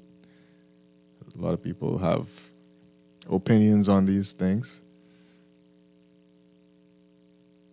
This person says, when a protester goes before a judge, they get the maximum sentence and only cash bail. When a murderer goes before a judge, they get minimum bail, and I bet it's just someone's signature, not cash. The government is pro-foreigners, and most judges are foreigners. Not okay. What? So what do you think happening in the Bahamas of Narnia? All right. This person also says kids are a D level, but school association is only worried about transgender issues, not learning maths. What school is what? You know what? Y'all really go off on a serious tangent. Who is in charge of these new road plans? Can't be Bahamians. Is the devil doing a side job? That roundabout is disgusting. The Meridian on Village Road. The Meridian? Yeah, okay. I think you're saying Village Road needs some lines already, or the median, I think you mean. This person says, I'm listening to the PM statement. We don't have the resources to support undocumented migrants. Does that mean we have the resources to handle an influx of documented migrants? And what is this advocacy for migration that the PM shares with Prince Charles? I'm not sure. Heading south on Soldier Road, there's a blue hole somewhere near Abundant Life Road. If anyone wants to get lost, take a nap, or during rainy season, go swimming or take a dive, please head there before Ministry of Works discovers it. In December, I fell in that blue hole last week, and thank God traffic was moving at a crawl. Wow. So that's heading south on Soldier Road. Some blue hole near Abundant Life Road. Okay. Be careful out there, because the roads, them dig up or something. We want to take a final break. Yeah, let's take this final break, and Morning Blend. We'll be right back. It's a new day. Wake up, it's a new day. It's the start of a new way. You know that this is Fidelity. We're good for you. Shopping is so rewarding with my Fidelity credit card, I get the best prices with price protection. Earn and redeem Freedom Points at my favorite stores. Get cash back. Plus, I booked a cruise. Get your Fidelity credit card today. Call 356-7764.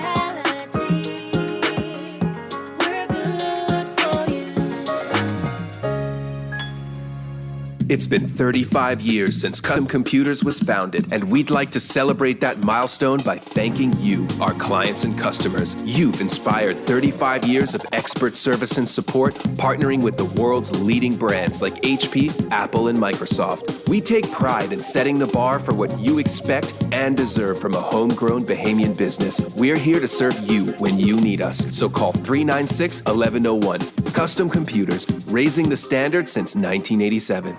Total Auto Care on Howard Road offers fast, quality auto maintenance at the very best prices. Tune-ups, oil changes, brakes, suspension, wheel alignments, radiators, water pump replacements, and more.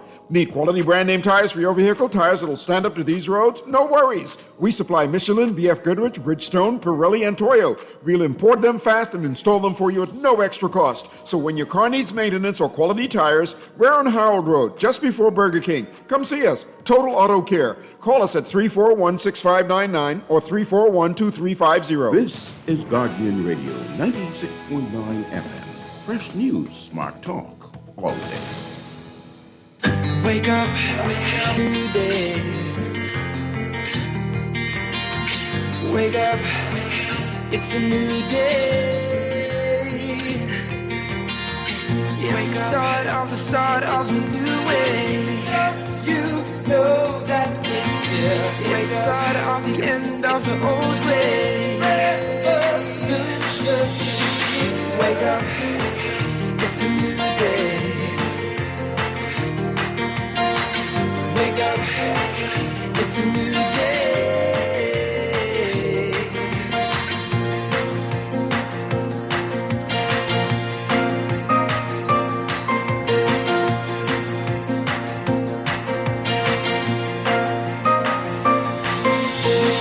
Wake up.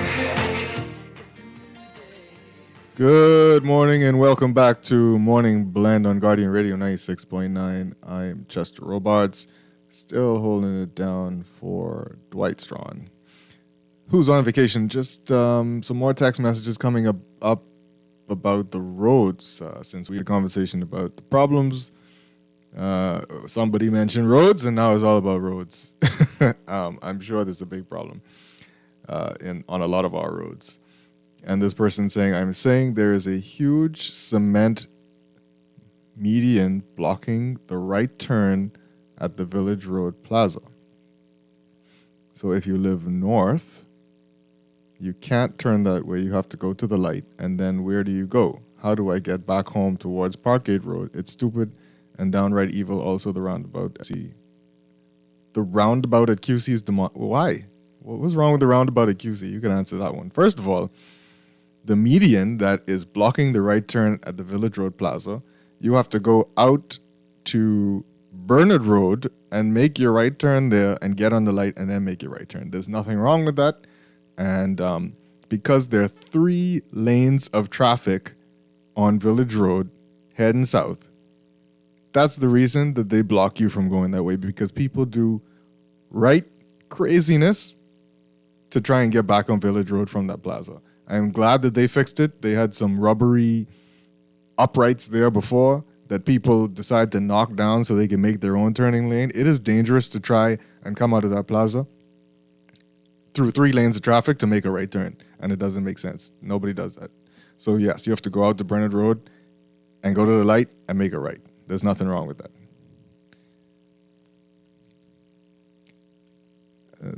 Saying that median is there precisely to prevent people turning right. If you stop there, you will impede the flow of traffic. I absolutely agree with you. Some of these traffic rules that they put in place make sense. That one makes sense. So don't get frustrated and angry that you just have to take a different exit from the plaza if you're heading back north. I don't see anything wrong with the QC roundabout, so I don't know why you complain about that.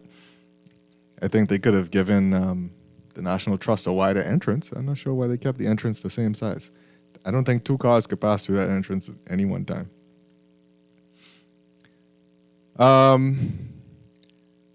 So, again, a lot of people, thank you for your text messages. Thank you so much for your calls. We're going into Morning Blend Business, where we'll be talking with the Ministry of Disaster Preparedness. We are getting ready to talk about hurricane season, and we have to be prepared. So that's our show this morning. That's Morning Blend. So stick and stay for Morning Blend Business here on Guardian Radio 96.9. It's a new day. Wake up, it's a new day. It's the start of a new way. You know that it's here. It's the start of the end of the old way.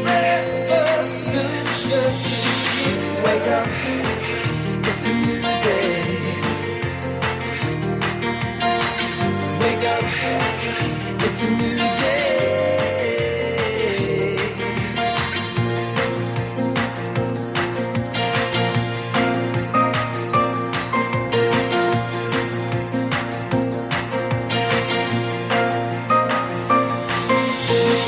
Wake up, it's a new day. Wake up, it's a new day. Wake up, wake up.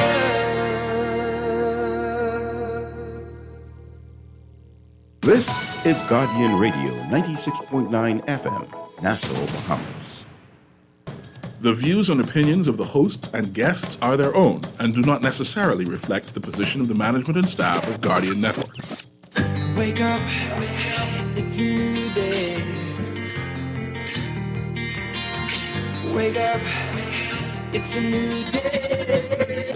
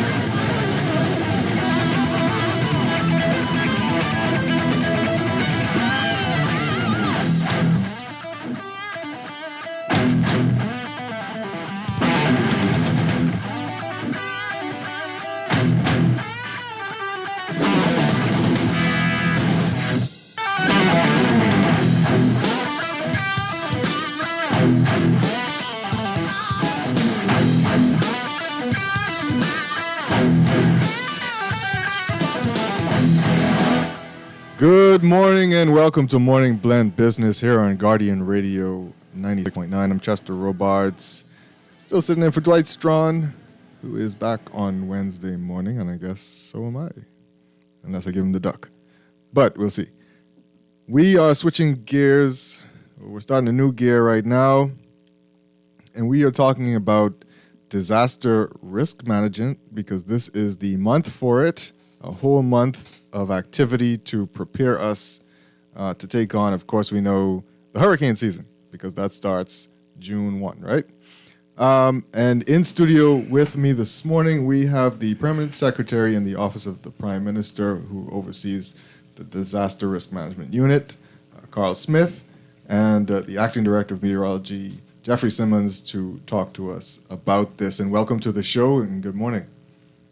Good morning, Chester, and good morning, Bahamas. Good morning. Good morning, Bahamas. Good morning. So we have a whole month of activities to talk about this.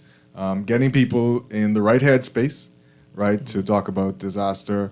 And we pray and hope that we don't have to deal with it this year. But tell us about what it is, what the month is, and what's going to be going on. Let's start with that. Okay, so yesterday we actually kicked off the month with a church service at St. Agnes Anglican Church, where the rector there is Archdeacon Cartwright. Right. And he gave a wonderful sermon. He was right on point. Not a sermon, he didn't preach a sermon, but he spoke to the absolute need for the public, everybody in the public, to be engaged in preparing for the hurricane season. Yeah. And also the Governor General, His Excellency, the Governor General was there, and he too sent a message. And we will air those messages throughout this week, throughout this month, I should say. So it started off with the church service, and we're here this morning at Morning Blend, and throughout the months we will appear on various talk shows at various stations. We'll have press releases and so forth. So this week we have an exercise, which is a simulation exercise, a tabletop exercise that is called Restore Island Keys. And it brings together all of the actors, the main actors that will be involved should we be faced with a hazard. You know, there are many hazards for us. Hurricanes are the major ones. And when we speak about disaster risk management, our thoughts go towards hurricanes, but it's more than hurricanes. But we will focus on hurricanes. So that activity is from Monday through Friday. And it involves bringing in, we've brought in from 7 family islands, the administrators, because a number of the administrators are new in post. As a matter of fact, you know, in the public service, people move around. And so you always have to brief on them. But the whole idea of the exercise, and it will be a simulation of a major hurricane passing through. We try to simulate that it impacts more than one island during its trajectory. And in particular, New Providence. You know, New Providence is the capital, the largest population, and so forth. And so we test our communications protocols. We test the flow of information. Flow of information is critical. Yes. And particularly today when you're dealing with social media, we need to get accurate, timely information out. We test the all of the, we call them emergency support functions. These are the important functions, be it communications, transportation, health sectors, all of them, and their systems to see how they collaborate. So with that, that's during this week. And then we have, in collaboration with the Caribbean Disaster Emergency Response Agency, which is a regional body with CARICOM member states. And we are having a workshop with persons who are in the sector dealing with early warning systems. And again, that will be an outreach to the public because the early warning systems is to alert the public as to what's going to happen. And Ministry of Health will have a health expo on the 11th in its parking lot on the Ministry of Health and Wellness. And you'll hear more about that. Of course, we normally produce a supplement in the newspapers, and in the cases of Guardian Radio, that's scheduled to appear on the 18th, the Thursday, the 18th of this month. And then we have with Red Cross. Red Cross is also doing an early warning system, and again, we will bring in persons in for training. So there are a number of activities, and the public is bound to hear more about us as we progress through the months. Excellent. Mr. Simmons, you can talk to us about what we're looking at for the season. I know, the predictions come out and people talk about what we can expect during the season. What is it looking like right now? Well, right now we have one prediction. We look at two entities that put out prediction that we really pay attention to. The University of Colorado and also NOAA, the National Oceanic Atmospheric Administration. They're responsible for the United States National Weather Service and also the National Hurricane Center. They put out a prediction also. Well, NOAA hasn't put out their prediction as yet, but University of Colorado, they put out their prediction about a week or so ago. And they're looking at a near normal, slightly below season. Okay. They are predicting for this 2023 hurricane season, we're looking at 13 named storms. 6 of them they expect to be hurricanes, and 2 major hurricanes of Category 3. And comparing that with the average for the season is 14 named storms, right. 7 hurricanes, and 3 major hurricanes. So they went 1 below Right. average Right. on average, just slightly below average. So that's what we are looking for the season, looking at everything that's going on with El Nino and also sea surface temperatures we expecting throughout the season. That is the kind of season we are actually looking for. It's actually one of the lowest prediction we have had so far in Right. quite a number of years. Yeah. And of course, for the past several years, everything has been above normal. Right. So that's what's out so far for the year, and but then we just use these as a guidelines, but then we still in working with the disaster risk management unit, we still put the message out there for everyone to be prepared, because even if we only have one storm one hurricane throughout the season, there's a very good possibility that hurricane can actually come our way, because Right. The Bahamas, within the Atlantic Basin, the Bahamas is one of the favorite spots for hurricanes. Mm-hmm. Yeah. So we're asking our people to be prepared in the event anything should happen. Yeah. Yeah, go ahead, Mr. Simmons. Yes, I want to piggyback on what Mr. Simmons has said. Even though the forecast is for fewer storms, it only takes one. Yeah. And Mr. Simmons referred to El Nino and sea surface temperatures. Right. And you would know, we can feel it. It's been rather warm. And it is the temperatures of the waters that provides the energy for the hurricanes. Right. And so although the numbers are predicted to be fewer, the intensity of the storms are predicted to be higher. Am I correct? Right. Right. So it is not, it's a very serious situation. Yes. And not to scare anybody, but we have to be prepared. There's something that all of us can do. Yes. The families, you're responsible for your family, to get a disaster preparedness kit. And so it's from the family right up. Right. That preparation should take place. Right. And there's no blame game. It's what I am supposed to do as an individual, and what the community is supposed to do, and how we help each other in achieving that. And as you mentioned off air when we were first talking, it's not about response anymore. It's about starting before we have to respond. Exactly. Risk management, therefore. Preparation is absolutely key. Yes. Because to the extent that you are better prepared, the better the response will be, should we become affected by it. And so, yes, we have to do it. Yeah. And you're going to have some more public campaigns to talk about disaster risk management and the unit. Yes. Maybe you could brief us about what that's going to look like. There was some legislation, what that was about. Yeah.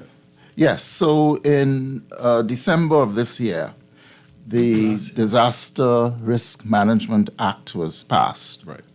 We worked in collaboration with the Inter-American Development Bank, as well as our Office of the Attorney General in drafting the legislation, and it was passed. Right.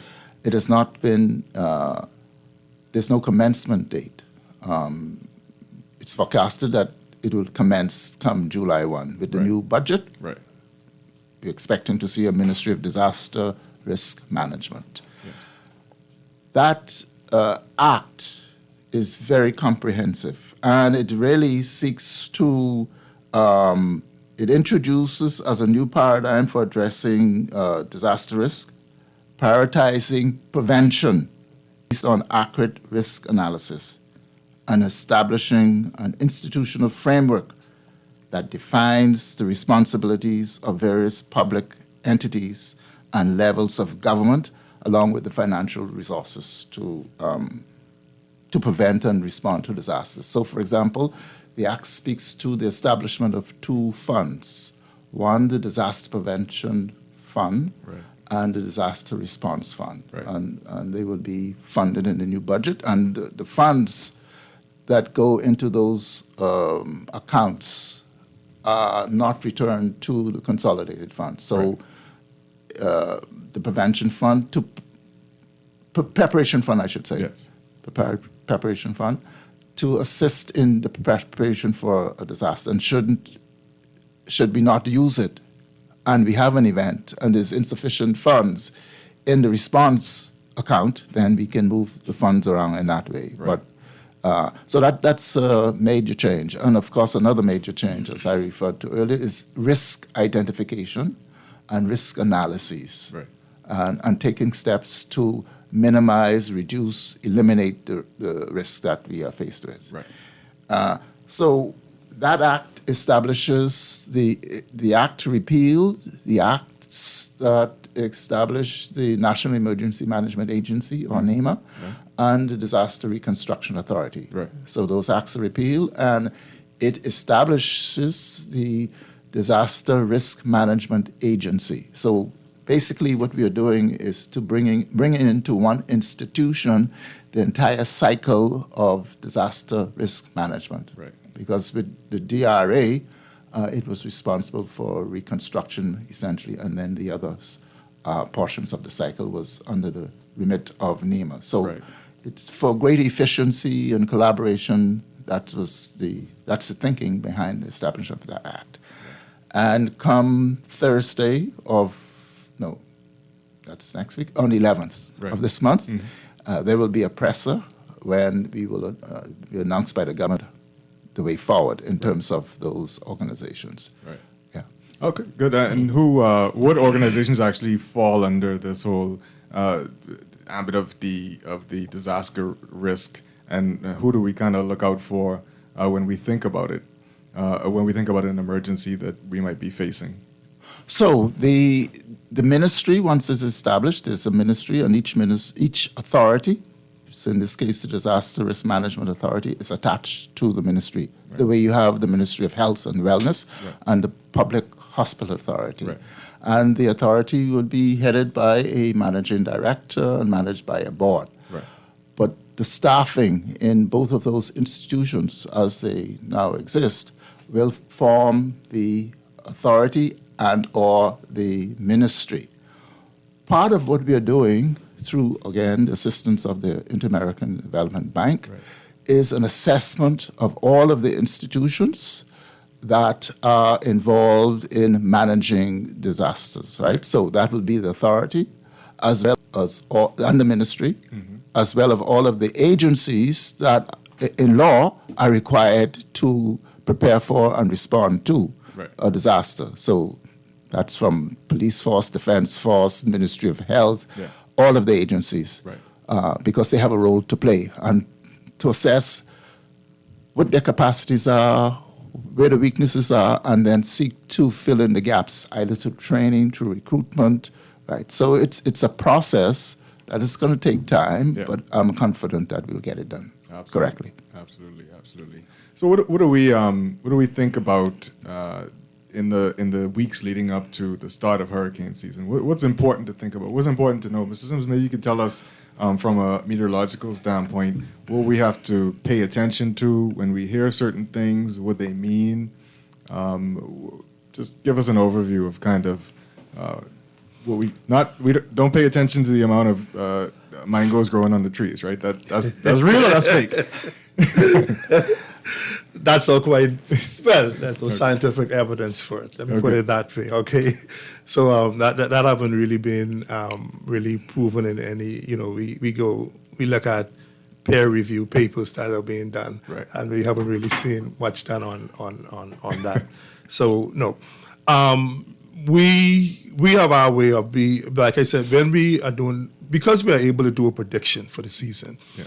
That means we look at certain climatological features, all right? And two of the main features we look at would be the El Nino and the sea surface temperature. The El Nino, whether it's an El Nino or a La Nina year, it would tell us what our upper atmospheric winds are doing. So if we have we know that we're going to have some strong upper level winds during the summer months, the hurricane season.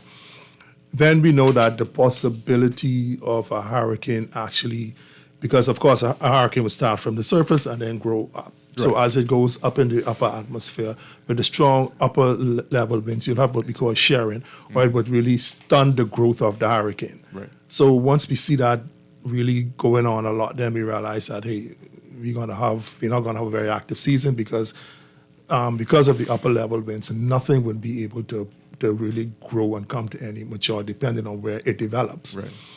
And then we also look at the sea surface temperature.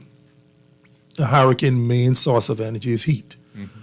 And just a half a degree difference in the sea surface temperature really means a lot. Okay, because that means now you have energy available for these systems to grow. Right. A lot of over the years, we talked about tropical waves coming off the Sahara Desert and traveling across the Atlantic into our region. And there's an old myth behind that too. But as it moves closer to our area and over those waters, because you have this huge body of water between the African coast and actually the Caribbean and the North American coast. The heat, because of the availability of heat, you're going to have this development with the hurricanes, and the more heat available, more energy, more, like we'll put it in layman's term, more food for the hurricane. The more food it eats, the bigger he becomes, the stronger he becomes. Right. So we look at what the sea surface temperatures are predicted to do also. At the Department of Meteorology, really we work closely with the National Hurricane Center out of Florida, out of South Florida, really, out of Miami. And they assist us in terms of with the tracking and reconnaissance. We keep a close eye on things. We keep our public alert as to what's going on. The Department of Meteorology is stepping up. We are looking at really getting more active, especially in the social media arena. Right. All right, because we realize that a lot of information that are not necessarily true is going on out there. We realize that our public pay attention to the social media. And usually, what people see on social media, they take it as gospel. So advice that we get out there also.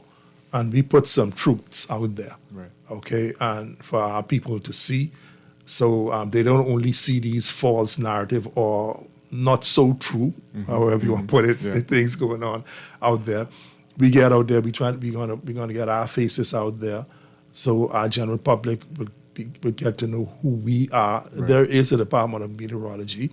There are trained, qualified, certified, globally certified Bahamian meteorologists working in this country that put these products out for our people. So we need to get ourselves out there to really show the public who we are and what we are, and to gain the confidence of our public, because it's important that when we put information out there and we asking people to act or to listen to the disaster management risk unit, all right, and what they should do, it's important that people listen. Yeah. It saves lives. Okay, people making the decisions that, I can handle that and all of that. We need to let them know that, listen, guy, This isn't one for you to be playing with. Right. You need to seriously consider evacuation. Right.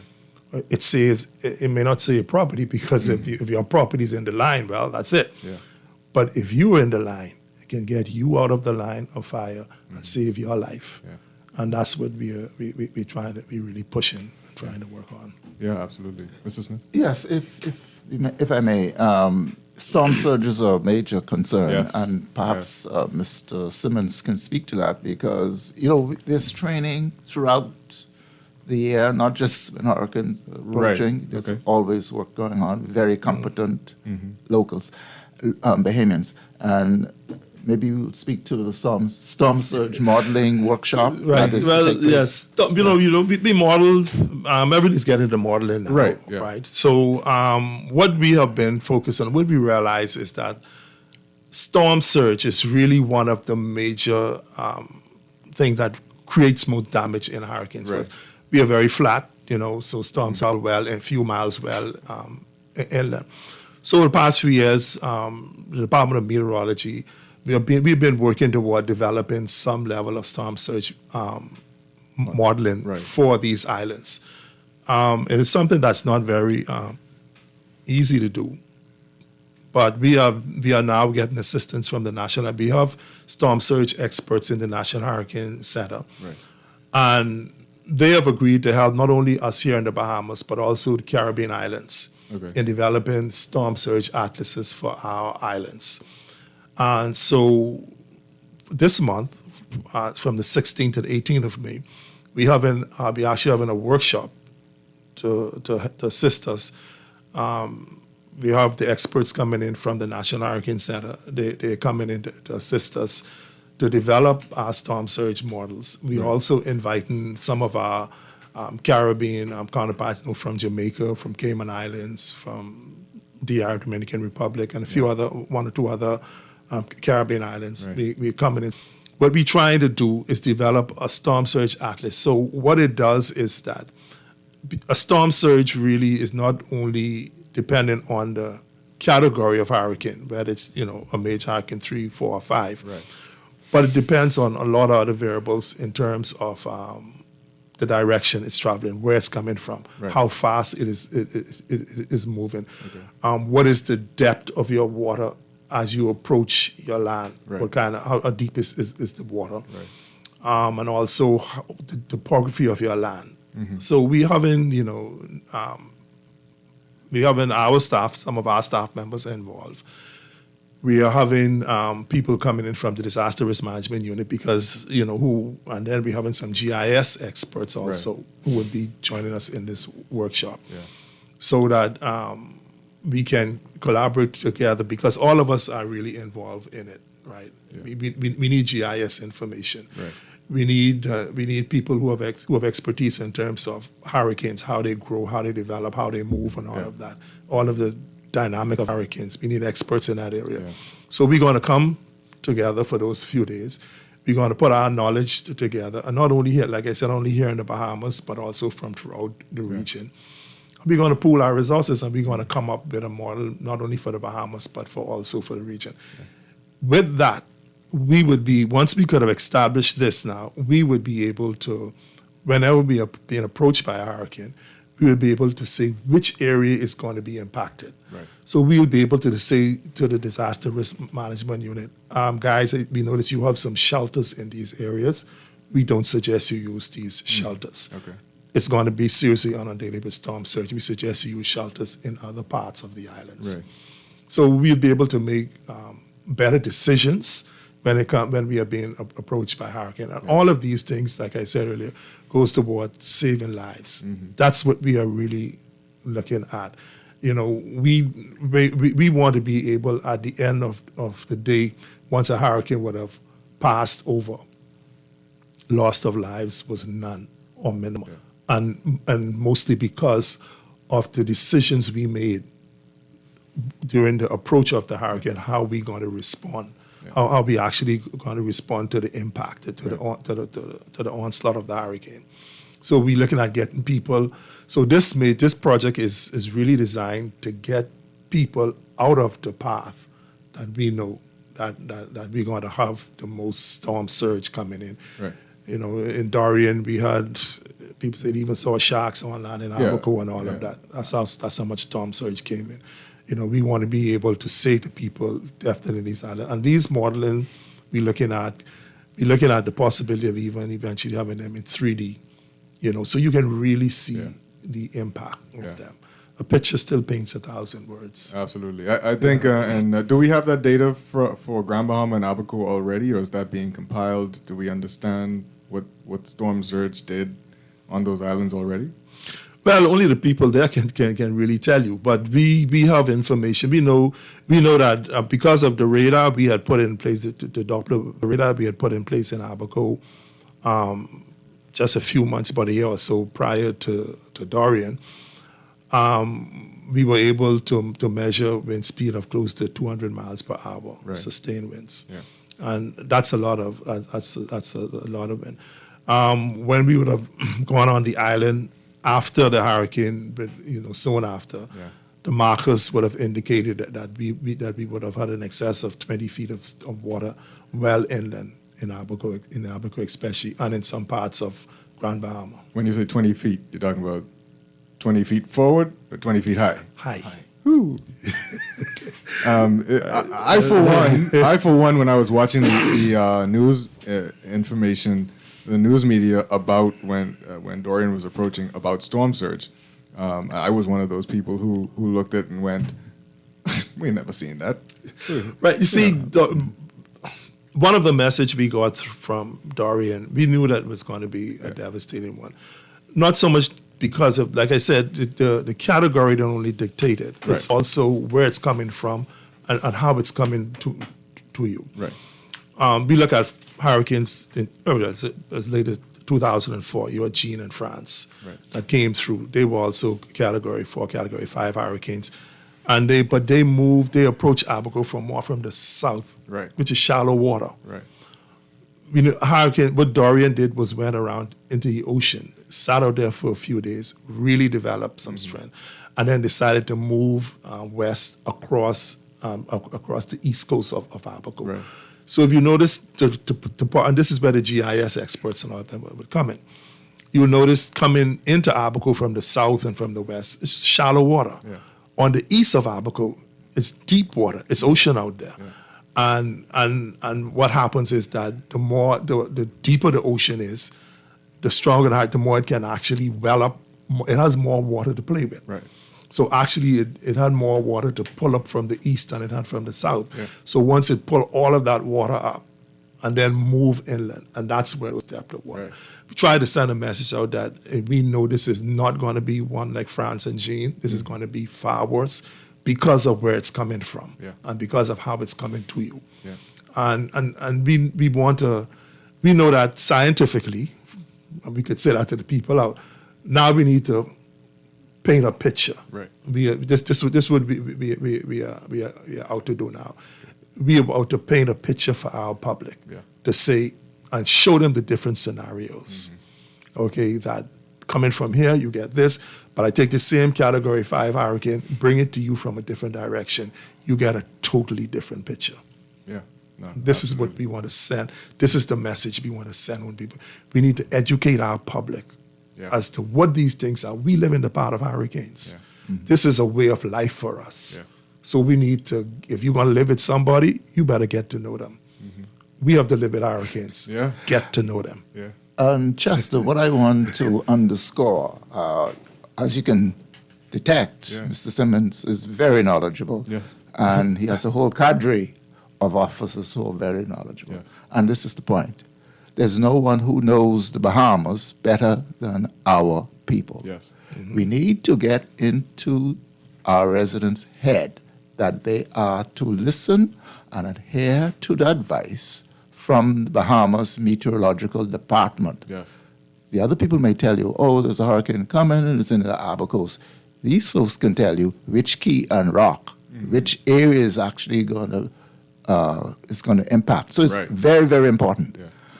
If I may shift a bit, I spoke to the enactment of the Disaster Preparedness and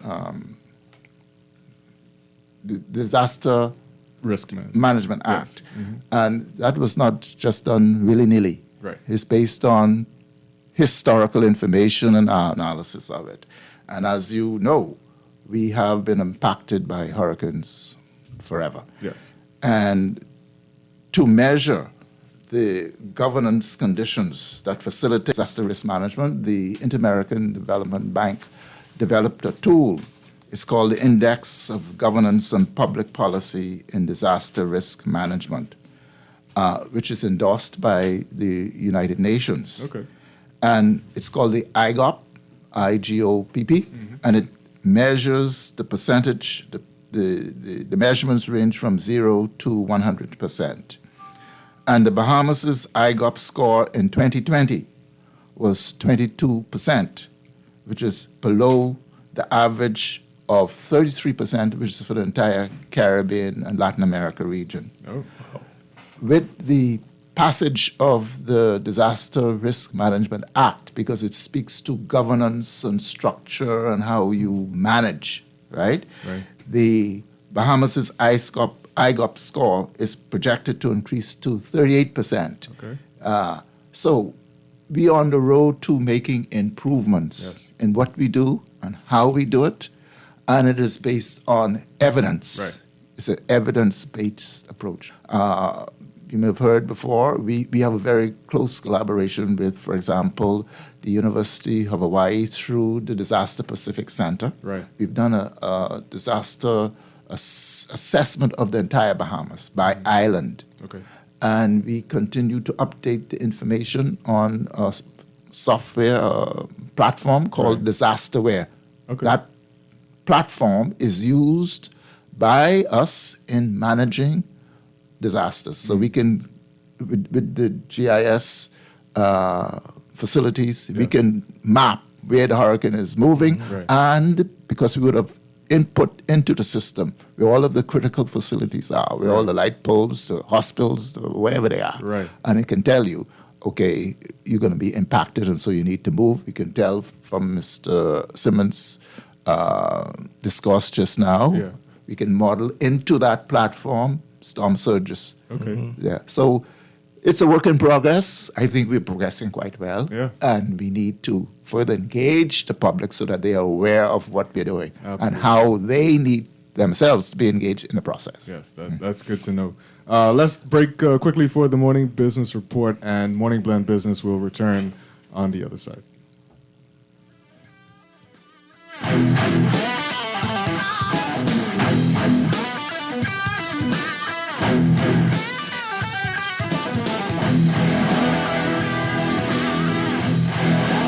Earning zero interest on your savings at the bank? With as little as $100, you can start earning interest on your money while you're sleeping, eating, or standing in line at the bank with the CFAL Savings Express Plan.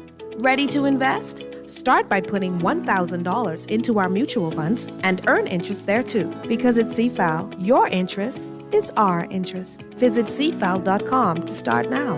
CFAL, growing wealth for future generations of Bahamians. You could win your share of $1,000 and free annual memberships when you apply for your Mobile Assist Visa Travel Rewards Card. It's a prepaid visa that gives you access to travel and online shopping deals worldwide every single day. Enter automatically when you subscribe through our Mobile Assist app. Use your prepaid visa 5 times or more, and you are automatically entered to win your share of $1,000. See our social media pages for more details. Apply, save, and win with Mobile Assist. The Access Accelerator Small Business Development Center is here to help small businesses throughout the entire Bahamas. To better serve you, we've made it easier to contact us.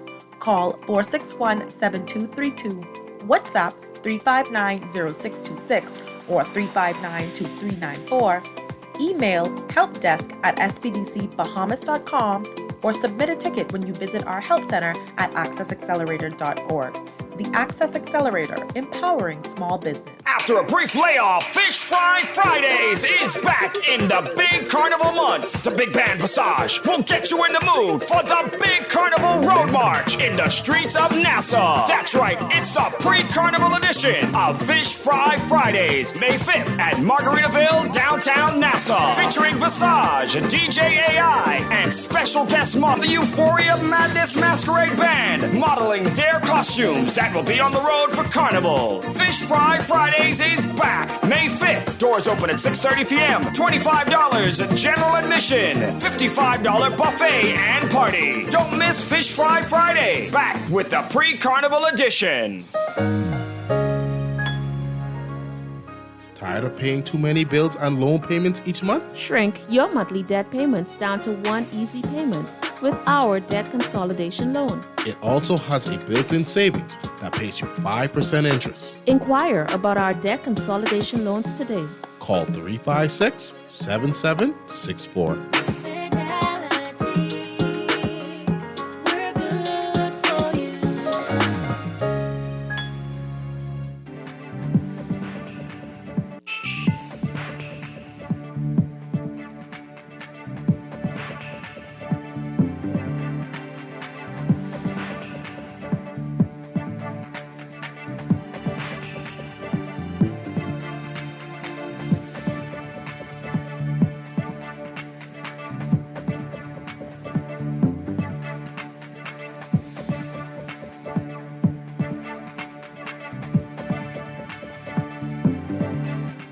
It's time for your morning business report brought to you by CFAL. Just remember that tonight we have on Guardian Radio your CFAL talks at 6:30, talking about does the Bahamas need migrant workers to thrive?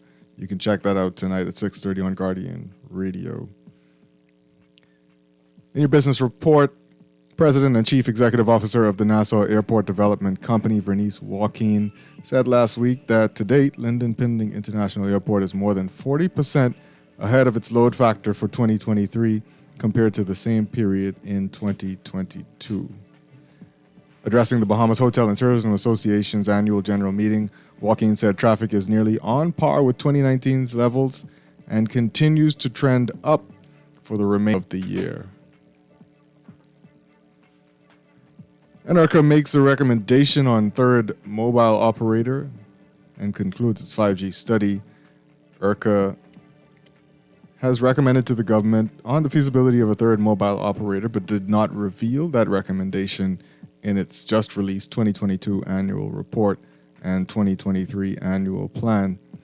ERCA also revealed that it completed its assessment on the uses for advanced connectivity, 5G, and intends to release the details of its survey of the electronic communications sector in the coming weeks.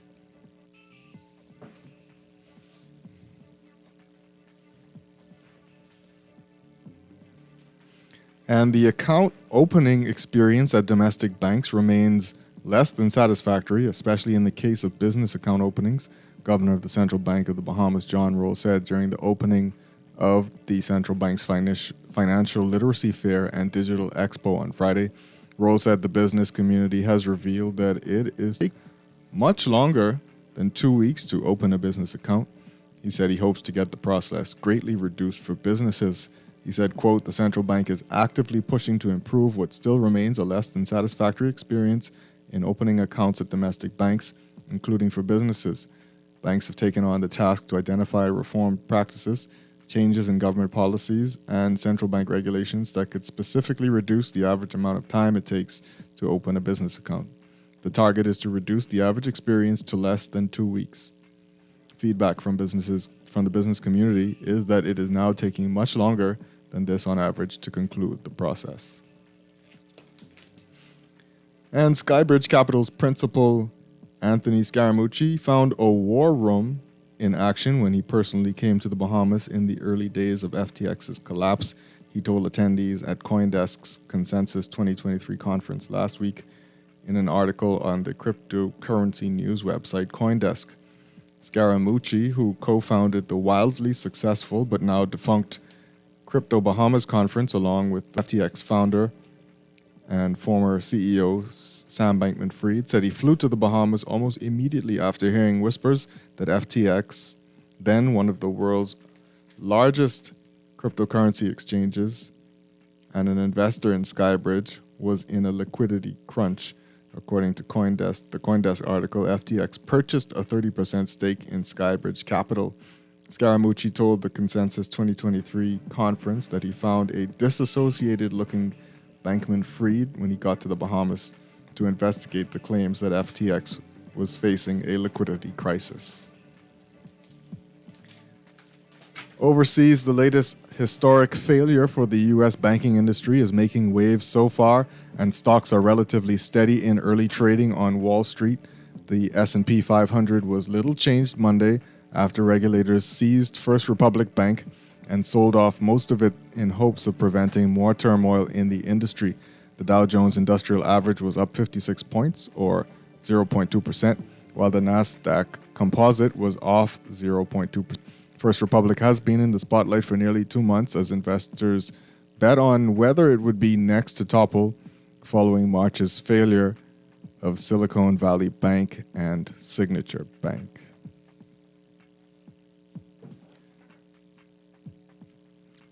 And that's your morning business report brought to you by CFAL, growing wealth for future generations.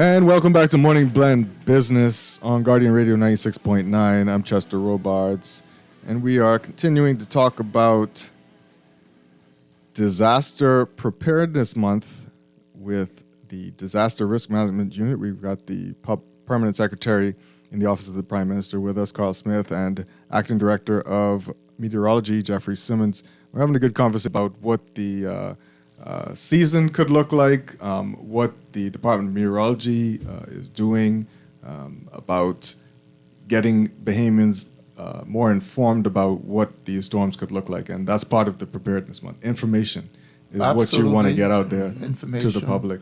And so tell us more about and rehash what exactly is happening this month.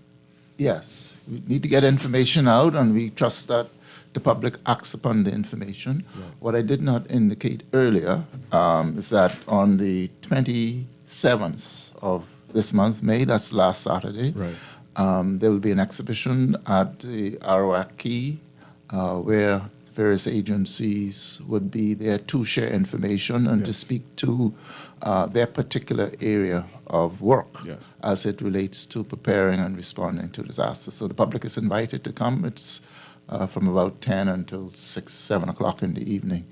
Now, I want to get back to, because we really need to understand how disasters impact, and natural disasters in particular, the economy. And it's really throws us back in terms of development. And, you know, we are in the hurricane belt, and over the last 20 years, there have been like 14 major storms which affected, we had some fatalities and affected over 50,000 people. But the damage has been estimated like $6.7 billion. Wow. And we know alone from Hurricane Dorian, funds had to be rediverted from development projects that the government had in train. And then, of course, along came the pandemic. So we have this big monster out there, climate change. And climate change is driving quite a bit of this. So the public needs to be aware, to soak up information as possible, and to act upon that information. And in terms of hurricane preparation, on my way here, I saw a number of trees down by the university. They were rotted trees, mind you. Poinciana trees on Poinciana Drive by the University of the Bahamas. And so it speaks to us being cognizant of our surrounding. I mean, I think it's from the slight, maybe the not so slight winds we had yesterday and last night. I saw at least 3 of them down. Yeah, I saw that too, Right, it could injure folks. So in terms of preparation, around your home, the trees are into the electrical wires. We try to do this throughout the year, but certainly now is the time, and to be very cautious about it. We have BEC, BPL to assist us in doing that. So that's something, because that can disrupt absolutely all of the major government corporate utilities are part of it. I spoke to the emergency support functions. Yes. Those are functions that are critical. So communicate infrastructure, so that would be Ministry of Works and Utilities. So water and sewage, everybody is engaged. And they all do have their individual plans, but the plans must be able to talk to each other, if I put it that way. We have activities, and that's one of the main functions of the office. It's a coordinating facilitator. Everybody. It's not like, oh, you're in charge, so it's on you. And, oh, you caused it. Yes. There's no blaming game here. Yes. It is for all of us to work together to come up with plans so that we have a successful outcome as best we can. They're just to give us a taste. Preparation is throughout the year, and you always improve upon your plans. It's living documents. Yes. So you find something didn't work. So I spoke to, for example, it's called the Restore Island Keys, right? And so we'll do the simulation of plans that exist, see how it works. Then we do what we call an after-action report. I had to do this, but during the simulation, that didn't work. So we need to tweak the plans, and the same thing happens after an actual event. So we had Hurricane Dorian. We had an after-action report. Actually was much of what you see now. Because we had a lot of agencies that came in to assist us. Nations Development Program, IDB is here with us all the time. And based on recommendations that they would have provided to us, based on their expertise. And we have taken up some of those recommendations. One of which has been the articulation, enactment of the Disaster Risk Management Act. And as I've indicated, we will roll out what that means to various sectors of the society as we move forward over the next few weeks and months. So for this month, all of the activities that you have going on, how can people find out about them? Just tell them how they could be involved in them, which ones they could be involved in as the month goes on. Certainly, in terms of information sharing, to absorb the information, but you can go on NEMA's website, the various websites, and social media pages. And again, we will be beefing that up. They need to listen to the shows such as those that you have here at Guardian Radio and over ZNS and the other television stations. So there will be appearances by different agencies to speak to their particular involvement in disaster risk management. And you have things that maybe people don't even think about going on. Like tomorrow, we're going to think about mental health. When it comes to this kind of, maybe give us a slight preview of what that means.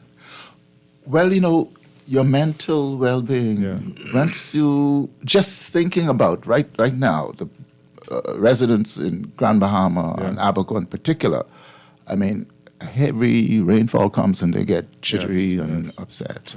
And it's not only for those persons who have been affected directly by the disaster. For those who are responders, you work in this, it's a very stressful environment. So I know in what we call the National Emergency Operations Center, that is the brain of the operation and responding. And people are running on adrenaline, really. And you need folks in there to say, look, you need to take a break. You need to rest. You need to go to sleep. right? So mental health is very important, and it's revealed in various ways and symptoms. And tomorrow, when the psychologist comes, and I'm sure she would elaborate on that. But again, this is where we need to take a broad view of disaster risk management. It's in many aspects involved in it. Yeah. Yes, and can people actually find like a breakdown of who's involved in disaster risk management, and who they should call, like a chain of command kind of thing when disasters are heading our way? Yes, you will be able to find that on our websites, which we are revamping. It's almost completed. Right. But for the months of activities now, we should have finalized by today the actual persons who will appear on the various shows. Right. So there are quite a number of them. But as you've indicated, tomorrow we start off in mental health in this radio station. That's excellent. Mr. Smith, Mr. Simmons, thank you for that information. I don't know if there's anything you wanted to add before we close out. Preparedness is the key. And that is the theme for this month of activities. Actually, it asks the question, are you prepared? Yes. And so we are urging persons to gather the information. Some people, they know what to do, but the hurricanes are not, they're coming, but they're really not going to affect me. That kind of attitude. Yes. As you spoke to, I think our trees have a lot of mangoes this year, so probably going to get one. We have to move from that, right? Hurricanes are coming, and they are coming to affect us, so let's be prepared.